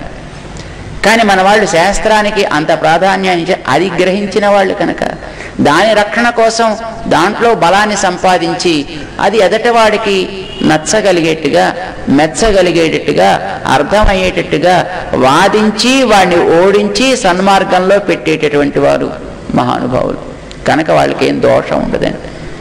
కనుక ఎదటివాడిలో ఉండేటటువంటి ఆ గుణాలని, అహంకారాన్ని, వాళ్ళలో ఉండేటువంటి స్వార్థ చింతనని వీళ్ళు అణుస్తారు కదండి. గురువులు చేసే పని ఏంటి? వీరు కూడా ఒక అస్త్రాన్ని పట్టుకుంటారండి, అది వీరి అస్త్రం అండి. ఏమంటారు దీన్ని? జ్ఞానముద్ర. ఇది కూడా ఒక బల్లెంలాగా, ఒక అంకుశంలాగా ఇలా ఉంటుంది, దాంతో పొడుస్తారు. అంటే ఇలా పొడుస్తారు కాదండి, ఉపదేశం చేస్తారు అని అర్థం అన్నమాట. అది మనలో ఉండే అజ్ఞానము చీకటిని అది అంతమొందిస్తుంది కనుక వాళ్ళకి అది దోషం కానే కాదు. కనుక కుట్రమొన్నిల్లాద కోవలర్దం పొర్కొడి, అలాంటి వాళ్ళ వంశానికి బంగారు తీగ లాంటి ఆమె ఈనాటి గొప్ప బాలిక. ఆ వంశానికి కీర్తిని తెచ్చిపెట్టగలిగేదన్నమాట. సీతమ్మని గురించి చెప్తారు. అయ్యా రామచంద్ర, నాయనా దశరథ మహారాజా, ఈ పిల్లని నీకు అప్పగిస్తున్నామయ్యా సీతమ్మని. ఈవేళ రామచంద్రుడి కళ్యాణం జరిగేటప్పుడు చెప్పిన మాట, జనకానాం కులే కీర్తిం ఆహరిష్యతి మే సుత. మా వంశానికి అద్భుతమైన కీర్తిని తెచ్చిపెడుతుందయ్యా, నీతో పాటు సహజీవనం సాగిస్తూ మా అమ్మాయి జాగ్రత్తగా నీకు నీడవలే ఉంటును అని చెప్తారు జనకుడు. అదిగో అలాంటి పిల్ల ఈ పిల్ల. పొర్కొడియే కనుక ఈవిడికి వంశపు ఆభిజాత్యం బ్రహ్మాండంగా ఉంది. అలాంటి వారే కదండి మనకి మార్గదర్శకులు. కనుక నువ్వు అలా మాకు ఉపయోగపడతావని మేము అనుకుంటే, నా చిట్టి తల్లి, నువ్వు హాయిగా లోపల కూర్చొని నిద్రపోతున్నావు. నువ్వు నీకుండేటటువంటి గొప్పతనం నీ వాళ్ళమైన మమ్మల్ని అందరినీ కూడా హింసించడానిక ఏమిటి? నీకుండేటటువంటి ఐశ్వర్యం మమ్మల్ని అందరినీ దూరంగా పెట్టడానికనా? నీకుండే వంశపు ఆభిజాత్యం ఏంటి? నీ వాళ్ళమైనటువంటి మమ్మల్ని అందరినీ నీలాగా దూరంగా ఏడిపించడానికనా? మాతో కలవకుండా నువ్వు లోపల పడుకున్నావు. పుత్తరవల్, సహజమైన సౌందర్యం నీలో చాలా చక్కగా ఉంది. తన పుట్టలో ఏ ఇతర భయము లేకుండా ఉండేటటువంటి ఒక సర్పం, ఆ సర్పం తన పడగలను ఇలా విప్పుకుని ఒకసారి అలాగా పడుకున్నప్పుడు తన మొత్తం దేహాన్నంతటిని కూడా ఇట్లాగా రౌండ్ గా చుట్టి దాని మీద తన పడగని ఇట్లాగా కప్పుకుని అది పడుకుని ఉంటుంది. అట్లాంటి తన దేహ సౌందర్యం కలిగినటువంటి గోప బాలిక ఈవిడ. అంటే మంచి నిగనిగలాడేటటువంటి దేహ కాంతి కలిగినది ఈ తల్లి, ఈ లోపల ఉండేటువంటి ఆవిడ. పుత్తరవల్గుల్ పునమయిలే, అడవిలో స్వతంత్రంగా హాయిగా సంచరిస్తూ ఉండేటటువంటి వన మయూరమా. ఇందాక చెప్పా మీకు మయూరపు సౌందర్యం ఏమిటో. అంటే జ్ఞానులైనటువంటి మహనీయులకి వారికి జ్ఞాన సౌందర్యం, దేహ సౌందర్యం మనకి ఒక్కొక్క సమయంలో ఒక్కొక్క రకంగా ఉంటుంది. మీరు ఎప్పుడైనా చూసారో లేదో, చిన్నప్పుడు ఉండే అందం, నడి వయస్సు వచ్చేటప్పుడు ఉండేటువంటి అందం, కాస్త వయసు పెరిగిన తర్వాత ఉండే అందం, ముసలితన వచ్చిన అందం ఏమవుతూ ఉంటుంది? ఇది క్రమంగా it goes up and then again goes down and again up and goes down. ఒకనాడు ఆకర్షకంగా ఉండేటటువంటి ఆ ముఖమే తర్వాత చూస్తే అసహ్యకరంగా తయారవుతుంది. ఇది బాహిరమైనటువంటి అందం ఇది. కానీ ఈవిడికి అందం కాదండి, ఈవిడికి ఉండేటటువంటిది జ్ఞానదేహ సౌందర్యం అద్భుతమైనది. వాస్తవాలని వాస్తవాలుగా గుర్తించగలిగే అందమే కదండి జ్ఞానానికి అందం అంటే. ఉన్నదానిని ఉన్నట్టుగా నచ్చేట్టుగా చెప్పగలిగితే కదండి జ్ఞానానికి అందం అంటే. ఏదో వాడికి తెలుసుకుందామని వస్తే ఉన్న తెలివి కాస్త పోయేటట్టు చేసి వాడిని కన్ఫ్యూజ్ చేస్తే దాన్నేం జ్ఞానం అంటామండి మనం. తెలియని వాటిని తెలియచేసేటట్టు ఉండాలి తప్ప తెలిసిన వాడిని కూడా కన్ఫ్యూజ్ చేసేట్టుగా ఉండకూడదండి. ఇది ఈవిడికి అందం. అంతేకాదు ఈవిడ కేశ సౌందర్యం ఉందండి అద్భుతంగాను. నిజానికి అందం అంటే మీకు తెలుసునండి ఎదటి వాడిని ఆకర్షించేది. స్త్రీ సౌందర్యం పరుణ్ణి ఆకర్షించేట్టుగా ఉండాలి కదండి. పరుడు అంటే పరమాత్మ, అతన్ని ఆకర్షించగలిగేట్టుగా ఉండే జీవుడి జ్ఞాన సౌందర్యమే నిజమైన సౌందర్యం అంటే. అది కలిగినటువంటి వాళ్ళు జ్ఞానులంటే. వాళ్ళకు ఉండేటటువంటిది పునమయిల్, వనమయూరం లాంటి సందేహం. స్త్రీకి కేశ సౌందర్యం పురుష ఆకర్షకమైనటువంటి సాధనం అవుతుందండి. అది నల్లగా ఒత్తుగా ఉన్నట్టే జ్ఞానికి అద్భుతమైనటువంటి భగవద్విషయకమైనటువంటి వ్యామోహం ఉంటుంది. కేశం మోహవర్ధకం అండి. జుట్టు మంచి ఒత్తుగా పెద్దగా ఉంటే అది ఎదటి వాడికి మోహం కలిగించేట్టుగా ఉంటుంది. భగవంతుడికి మన యందు మోహం కలగాలంటే మనకి భగవంతుని యందు అంత ప్రేమ ఉన్నప్పుడు అండి. ప్రియోహి జ్ఞానినోత్యర్థమహం సజ మమ ప్రియ అంటాడు భగవద్గీతలో ఆయన. మనకి ఆ భగవంతుడి యందు ఉండేటటువంటి ఆ మోహము అది విపరీతమైన మోహం అయితే అది వ్యామోహము అంటారు. మన రామానుజుల వారికి వ్యామోహం చాలా ఎక్కువటండి. బంగారం మీద ఉండొచ్చండి, సన్యాసులకి బంగారం మీద వ్యామోహం ఉండొచ్చండి. యో నిత్యమ అచ్యుత పదాంబుజ యుగ్మ రుక్మ వ్యామోహత.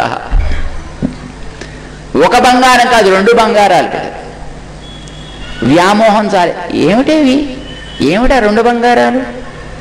అచ్యుత పదాంబుజ యుగ్మ రుక్మ, అచ్యుతుడి యొక్క పాదముల జంట అనేటటువంటి బంగారం. ఆ పాదములే కమలాలు లాంటివి. అంటే చక్కగా అందము పరిమళము కలిగినవి. కమలానికి అందం ఉంటుంది, పరిమళం ఉంటుంది, సౌకుమార్యం ఉంటుంది, నిగనిగతనం ఉంటుంది. ఇలాంటివి ఆ పాదాలు. ఆ పాదాలే బంగారం. ఆ బంగారం మీద వారికి ఎంత మోహమో చెప్పలేమిటండి. వెర్రి వ్యామోహం అంటే. కొంతమందిని అప్పుడప్పుడు చూస్తుంటామండి, ఉత్సవాలకు వస్తుంటారండి.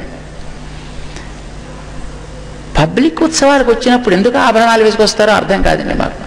కానీ ఏమిటో అప్పుడే వేసుకుని అబుద్ధి అవుతుందండి వాడికి. కొంతమంది అయితే వాళ్ళ బరువుకు మించిపోయి ఉంటుందండి. మెడ నిండా వేసేస్తారు, పాప నా చేతుల నిండా వేసేస్తారు, చేతులకన్నీ వేసేస్తారు, నడువుకు పెట్టేస్తారు. పెట్టేసి వాళ్ళు ఎలా పాపం వంగిపోయి గాడిద బరువు మోసుకొస్తున్నట్టుగా అలా మోసుకు తిరుగుతుంటారండి. ఆశ్చర్యం. ఎవడైనా 4 తని లాకపోతే ఏం చేస్తారు పాపం వీళ్ళు మాకు అనిపిస్తూ ఉంటుందండి. కానీ ఏమిటో వాళ్ళు వేసుకురాకపోతే వాళ్ళకి తోచదండి. బంగారం మీద ఉండే వ్యామోహము. రామానుజుల వారికి ఆ అచ్యుతుడి యొక్క పాదముల జంట అనే బంగారం మీద వెర్రి వ్యామోహం ఉండేది. ఉండొచ్చండి. అది ఉండకపోతే తప్పండి, అది ఉండకపోతే పాపం అండి.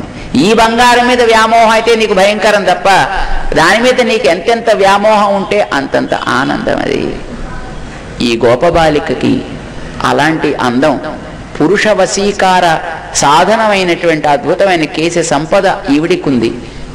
మన ఆత్మోజ్జీవన కలిగించేటటువంటి మహానుభావులైనటువంటి ఆచార్యులకి పరపురుష వశీకార సాధనమైనటువంటి వ్యామోహము వారిలో భగవంతుడి యందు, భగవంతుడి యొక్క పాదముల యందు అతిశయించి ఉంటుంది కనుక వారు పునమయిల్. మన ఆండాళ్ళు ఆ గోపబాలికని పిలుస్తుంది, పోదరాయ్ తల్లి వేంచేయవమ్మా, రాబోయ్ అంట లేదండి. ఎందుకంటే భగవద్జ్ఞానం కలిగిన వాళ్ళు చిన్నవాళ్ళైనా పెద్దవాళ్ళైనా తోటి వాళ్ళైనా వాళ్ళతోటి మర్యాదగానే ప్రవర్తించాలి. పోదరాయ్ తల్లి వేంచేయబోయ్ అంటున్నారు మనవాళ్ళు. అంటే పాపం నిజంగా గోపబాలిక కొంచెం ఇబ్బంది పడిందండి. ఆవిడకి కొంచెం బాధ వేసింది. ఏమిటో ఎలా పిలుస్తున్నారు, ఇంతలాగా అడుగుతున్నారు నన్ను, ఇలా తగునా, నేను మీతోటి దాన్నే కదా, అయినా నేను ఎందుకోసం రాలేదనుకుంటున్నారు, మన వాళ్ళంతా రావాలి కదా, అంతా వచ్చిన తర్వాత కలిసి కదా మనం పోదాం అనుకున్నాం, అందరి రాక కోసం నేను ఎదురు చూస్తున్నానరా అని ఆవిడ అంటోంది కాబోలని వీళ్ళు అనుకున్నారు. అప్పుడు మా ఆవిడ చెప్తాను, సుత్తత్ తోழிమార్ ఎల్లారం వందు నిన్ ముత్తం పుందు. సుత్తత్తు చుట్టాలు, తోழிమార్ మన చుట్టాలు, మన ఫ్రెండ్స్. ఈ ఊళ్ళో ఈవిడితోటి ఏదో రకంగా బంధుత్వం కలుపుకుంటే చాలు అనుకునేవాళ్ళండి. మీకు తెలుసునండి, ఒకనాడు ఒకడిని ఆ ఊళ్ళో ఎవ్వడు పట్టించుకోకపోయినా వాడు టక్కమని ఎక్కడో వాడికి ఒక లుక్ తగిలి వాడు ఎలక్షన్స్లో గెలిచి వాడు ఎమ్మెల్యే అయ్యాడు అనుకోండి. ఏదో హవా వస్తుంది కానీ అప్పుడప్పుడు ఆ హవాలో టక్కమని వస్తాను వాడు. అంతకుముందు so ignorable, but he becomes suddenly becomes N MLA or MP అయిపోతాడు వాడు. ఎలా ఉంటుందండి అప్పుడు? ఇదివరకు పట్టించుకొని వాడల్లా వాడి దగ్గర వచ్చి, అసలు నేను నీకోసం ఎంత పని చేశాను తెలుసునా, అసలు నీకు గెలవడానికి నేను రాత్రి పగలు మీకు ఎదురుకుండా పడ్డం ఎందుకని, మేము పడలేదు కానీ అసలు మీకోసం ఏం పని చేశాను, అసలు మీరంటే చిన్నప్పటి నుంచి ఎంత ప్రేమ అనుకున్నారండి. ఇలా మాట్లాడతారు. ఒక మంచి పదవిలోకి వచ్చిన తర్వాత అంతవరకు వీడిని మొహం మీద ఉమ్మేసి తిట్టిన వాడు కూడా ఆ తర్వాత వీడిని ముక్కు నాకేసేట్టుగా తయారవుతాడు వాడు. వీడిని అంత ఇష్టపడేటట్టుగా తయారైపోతారండి. ఎందుకని? వీడికి ఉండేటటువంటి గొప్పతనానికి, వీడికి ఉండేటటువంటి ఆ పదవికి, పవర్కి వాళ్ళు పరవశించి, ఈవిడికి అవన్నీ ఉన్నాయి కనుక ఈ ఊళ్ళో ఉండే వాళ్ళంతా ఈవిడికి చుట్టాలో పక్కాలోనండి. ఏదో ఒకటి మొత్తానికి ఒక రకంగా ఈవిడితోటి ఏదో మా వేలు విడిచిన మేనమావ గారి తోడల్లుడి యొక్క కూతురు యొక్క అత్తగారి యొక్క మేతమేత్త ఏదో చెబుతాడు, మొత్తం అంతా ఏమో నాకు అర్థం కాదు. సంబంధం ఎక్కడో ఒక వేలు విడిచిన బంధాన్ని పెట్టుకుంటాడు అన్నమాట. అలాగే అమ్మా ఈ ఊళ్ళో సుత్తత్ తోழிమార్ ఎల్లారం వందు, నువ్వు ఇంకా ఎదురు చూస్తున్నానంటున్నావు. అందరూ వచ్చారు తల్లి, చుట్టుపక్కల వాళ్ళు, నీ స్నేహితులు, ఫ్రెండ్స్ ఏం చేస్తున్నారంతా, నిన్ను ముత్తం పొగుందు, నీ ముంగిట చేరాం మేము అందరం కూడా. ఎందుకని నీ ముంగిలి సామాన్యమైన ముంగిలి కాదు, కృష్ణుడు కూడా నీ కోసం పడిగావలు పడుతూ ఈ ముంగిల్లోనే ఉంటాడు. మహానుభావులని మన పెద్దలు చెప్పారండి. నాయన లోకంలో కొంతమంది శృతిమపరే స్మృతిమపరే భారతమపరే భజంతు భవభీరాః. మీకు సంసార భయం ఏర్పడితే కొంతమంది వేదాలు పట్టు పాకులాడుతారు, కొంతమంది ధర్మశాస్త్రాలు పట్టు పాకులాడుతారు, మరి కొంతమంది భగవద్గీతలు పట్టు పాకులాడుతారు, ఇంకా ఏవో రకరకాల పట్టు పాకులాడుతారు. మరి మీకు వద్దండి అవి. No no no. మరి మీరు బాగుపడాలని కోరుకోవట్లేదా? నాకు బాగుపడాలి మేము కూడా. మరి మీరు దేన్ని పట్టుకుంటున్నారు? అహమిహ నందం వందే. నాకు అవన్నీ ఎందుకండి, మా నందగోపుల వారిని పట్టుకుంటా అంతే. మా నందగోపుల వారికి నమస్కారం పెడతానంతే. ఆయన నమస్కారం పెడితే మీకేం వస్తుందా? అహమిహ నందం వందే యస్యాలిందే పరం బ్రహ్మ. ఏదైతే తాత్పర్యము వేదాలకి అని పరబ్రహ్మతత్వాన్ని మీరు అనుకుంటున్నారో ఆ పరబ్రహ్మతత్వం రోజు పొరులాడేది ఆ నందగోపుడి ముంగిట. ఆయన కొడుకే కదండి, ఆయన దగ్గర కదండి అక్కడ పడి పొర్లుతున్నాడు ఆయన. అంచేత మేము ఆయన ఎందుకు పట్టుకోవడం, నందగోపుడిని పట్టుకుంటాం. ఆ నందగోపుడు కుమరన్ కదండి, నందగోపన్ కుమరన్, ఆయన చెప్పినట్టల్లో వినే రకమైన. అంచేత మేము నందగోపుడిని పట్టుకుంటే నందగోపుడు అంటాడు, నాన్న కన్నయ్య మనవాడే నోయ్ చూడవాయ్, బస్ డన్. నీకు శృతి ఎందుకు, స్మృతి ఎందుకు, ఇంకోటి ఎందుకు? ఆ పెద్దవాడి అనుగ్రహం కలిగితే తక్కువ మన సీట్ నీకు కూడా ఇచ్చే అయిపోయి. ఇంకా నీకు ఇతరత్ర కావాల్సిన క్వాలిఫికేషన్స్ ఏం అక్కర్లేదు నీకు. అహమిహానందం వందే, నేను మా నందగోపుడిని ఆశ్రయిస్తా. భగవంతుడు ఆయన ఆధీనంలో ఉంటాడు. భగవంతుడిని తన ఆధీనంలో పెట్టుకునే ఆచార్యుడే నందుడంటాం. భగవంతుణ్ణి తలుచుకుని రక్షించుకుంటూ నందించువాడైన, అందుకోసం ఆయన నందుడు. ఆయన ఆధీనంలో ఉంటాడు. ఆయన చెప్పినట్టు భగవంతుడు శ్రవణం చేస్తాడు. ఆయన్ని నేను ఆశ్రయిస్తా అంటారన్నమాట. అమ్మా నీ ముంగిట అట్లాంటి తల్లి, ఈ ముంగిటనే కృష్ణుడు నిరంతరము సంచరిస్తూ ఉంటాడు. అలాంటి జ్ఞానులైన వాళ్ళతోటి చూడండి, అందరూ కూడా వాళ్ళ వల్ల లాభం పొందాలనుకుంటారు చూడండి.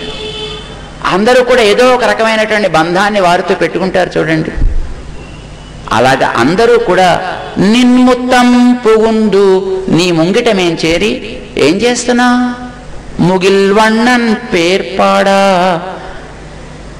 మేఘశ్యాముని యొక్క దివ్య సంకీర్తన అమృతాన్ని మేము అమ్మా ఆస్వాదిస్తున్నాం. ఇక్కడ స్వామి యొక్క నామములను మేము పాడుతున్నాము. ముగిల్వണ്ണన్ పేర్పాడా, ముగిల్వണ്ണుడు అంటే మేఘశ్యాముడు అని అర్థం అండి.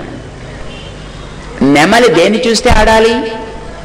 మేఘం ఆకాశం అంతా ఆక్రమించినప్పుడు నెమలి ఒక్కసారి పురివిప్పి నాట్యం ఆడుతుంది. నువ్వేమో నెమలివని మేము చెప్పాం, మేఘశ్యాముడి యొక్క పాట మేము పాడుతున్నాం. వెంటనే నువ్వు పురివిప్పి నాట్యం ఆడినట్లుగా ఒక్కసారి నీ నిద్రించి మేల్కాంచి వచ్చి మాతో పాటు చేరి మమ్మల్ని అందరినీ కూడా నువ్వు పలకరించేట్టుగా ఉండద్దా తల్లి? ఆహాహా ఏం గొప్పదానివమ్మ, సిత్తాదే పేశాదే, ఉలుకు లేదు పలుకు లేదు. ఐశ్వర్యం ఉన్నందుకు ఇదా చేయవలసిన పని, బలం ఉన్నందుకు ఇదా చేయాల్సిన పని, వంశపు గౌరవం ఉన్నందుకు ఇదా నువ్వు చేయాల్సిన పని. ఓహో సెల్వ పెండాటి, ఏమి ఐశ్వర్య మద మొత్తమ్మ ఇది, తగదమ్మా తల్లి నీకు. నీ ఎత్తుకురంగం పొరుల్, ఎందుకు నువ్వు నిద్రపోతున్నట్టు చెప్పు? మేము రాలేదనా? అందరం వచ్చాం. ఇది సమయం కాదనా? కాదు, దానికి తగినటువంటి సమయం మనకిది. మరి ఎందుకు ఇంకా నువ్వు నిద్రపోతున్నట్టు, ఎందుకు నువ్వు పడుకున్నట్టు? నీ ఎత్తుకు ఉరంగం పొరుల్, మా దగ్గరికి రావటల్లే, స్వామి దగ్గరికి పోవడానికి సిద్ధపట్టల్లే. మనం వెళ్లాల్సింది ఇవన్నీ ఉన్నందుకు లక్ష్యం శ్రీకృష్ణుడు. మనం అక్కడికైనా వెళ్ళాలి. నీకు అక్కడికి వెళ్ళడానికి లేదు, నువ్వు లోపల పవడించి ఉన్నావు. మేమందరం రావాలంటే మేమందరం వచ్చి ఉన్నాం. లక్ష్యం జ్ఞానం ఉన్నందుకు అడియార్గల్ కుళాంగళై ఉడన్ కూడువదు ఎందుగోలో అని అంటారు. ఎంత గొప్ప జ్ఞానం కలిగిన మహనీయులైనా తమ కలిగిన జ్ఞానంతో ఒంటరిగానే కూర్చొని ఆనందించాలని అనుకోకూడదు. ఎప్పుడును అందరితోటి కలవాలి, నలుగురం కలవాలి, కలిసి ఆనందించాలి, అందరం కలిసి ఉండాలని కదండి అనుకోవాలి. మరి నువ్వు అదేం లేకుండా కేవలం అలాగ నువ్వు ఒంటరిగా ఉండిపోతే ఎందుకు నువ్వు పడుకున్నట్టు? ఏదో కైవల్య సుఖం అంటుంటారు. అంటే ఒకడు అనుకుందాం, చాలా అద్భుతమైనటువంటి ఒక స్త్రీ మంచి మంచి ఆభరణాలు కొనుక్కుందండి. ఏదో 25,000 రూపాయలు ఖరీదు చేసి అద్భుతమైన పట్టు చీర కొనుక్కుందండి. చక్కగా మంచి కేసం దువ్వుకుందండి. చక్కగా అన్నీ ఏదో ఇప్పుడు ఈ మధ్యన అది వేసుకుంటూ ఉంటారు చూడండి, చేతులకి ఇలా ఏదో అలాంటివన్నీ వేసుకుందండి. ఇవన్నీ బొమ్మలన్నీ గీసుకుని ఇవన్నీ అలంకరించుకుని ఇంట్లో లోపల గదిలో ఇటు పక్కన ఒక అద్దం, ఇటు పక్కన అద్దం, ఇటు పక్కన అద్దం, వెనక అద్దం, పైన అద్దం, కింద అద్దం పెట్టుకుని లోపల కూర్చుని ఒక్కొక్క ఆహాహా ఏమందం, ఓహోహో ఏమందం, ఆహాహా ఏమందం. ఏమంటే దాన్ని ఆనందం అంటారు. దాన్ని కైవల్య ఆనందం అంటే అట్లాంటిది.